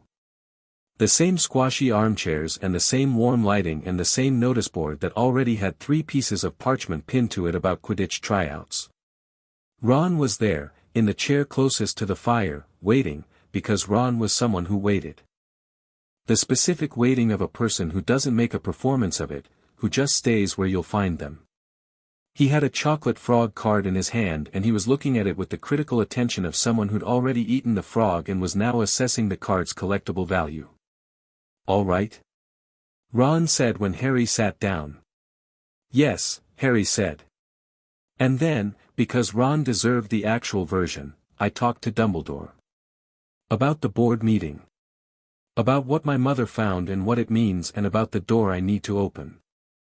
Ron put the card down. Door, he said. Metaphorical, Harry said. Sort of. I'll explain properly when I have the full vocabulary for it. He looked at the fire. What I can tell you now is, I know what I am. Not completely, I don't think you ever know completely, I think that's the point. But enough. Enough to move forward rather than waiting for someone else to tell me. Was that Dumbledore? Ron said. Telling you? Part of it, Harry said. The rest was the summer. Ron nodded, in the way of someone who understands that the full story will come in installments and is all right with that. He picked up the chocolate frog card again.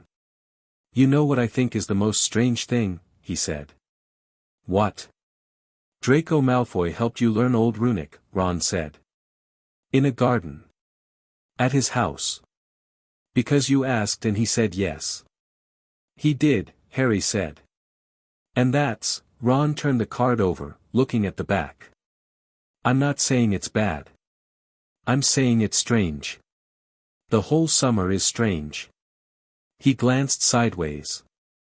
In a way that I think is going to be good, but I haven't fully worked out the geometry of it yet. Harry looked at his friend, the specific Ron Weasley quality of him, the lanky height and the honesty and the chess player's instinct for the shape of things, the way he'd been here in this chair because he knew Harry would come back and would need somewhere uncomplicated to land, and felt very specifically the thing he'd felt that morning in the garden watching the dawn come up. Home. Multiple versions of it. Not contradicting each other. The geometry of it, Harry said, is that the world is bigger than anyone told us, and most of the people who were supposed to tell us were too busy managing the parts that were useful to them. He leaned back in the chair. So we work out the rest ourselves. We, Ron said. We, Harry confirmed. The fire crackled. Upstairs, Hermione was probably already asleep, or more likely reading, the way Hermione treated the first night of term, the way other people treated the first day of a new year, with purpose, with intention, with a list. At the Slytherin table, Draco was probably in a conversation that was complicated, navigating the version of himself that existed in that house and the version of himself that had spent the summer translating old runic on a bench in a garden, which were two versions that were going to have to learn to exist simultaneously, and which Harry thought would manage it, with time. In a study off a corridor at Malfoy Manor, a portrait of a young woman with green eyes was sitting quietly, the way portraits sat when they had said what they needed to say and were now simply present. And in the Board of Governors meeting happening somewhere in the administrative wing of the Ministry of Magic, Narcissa Malfoy was doing what she did, which was winning, with the quiet absolute certainty of someone who had been preparing for a specific argument for 11 years. In the sky above Hogwarts, the stars were doing their old, patient work. Harry closed his eyes in the chair by the Gryffindor fire and felt the school around him, its stone and magic and centuries of learning and the old deep current underneath all of it, the thing that predated the school's own memory, and felt himself inside it the way he'd felt inside the manor on his last morning, standing in the garden with the dawn coming up, not as a visitor and not as a symbol and not as a plan. As himself. As the door that was almost open. As the thing his mother had aimed everything she knew toward, not a weapon, not a tool, not a sacrifice to be managed, but a person, fully arrived, in a world that had always been his. He opened his eyes. The fire was warm. Ron was there. The staircase to the dormitory was 10 feet away and his trunk was upstairs with the card he no longer needed and the book from Narcissa and Lily's letter and the quiet accumulation of a summer that had rewritten everything. "Ron," he said. "Yeah." "Tomorrow," Harry said, "I'm going to go talk to Professor Flitwick about advanced charm work. And then I'm going to find out who's running Quidditch tryouts and make sure my eligibility is confirmed before the board meeting results come through. And then I'm going to write Narcissa and tell her the hat sorted me Gryffindor and about Dumbledore and the Source Junction." "Right," Ron said. "And tonight?" Harry smiled. "Tonight I'm just here," he said. Ron grinned, the lopsided, entirely genuine thing, and turned back to his chocolate frog card and said, "Okay, but seriously, I've gotten Agrippa 5 times and never once Ptolemy, is that statistically possible?" And Harry laughed and said it was probably rigged and Ron said that was what he'd always suspected and the argument was comfortable and easy and went nowhere, the way good arguments between friends went nowhere, because the destination was never the point.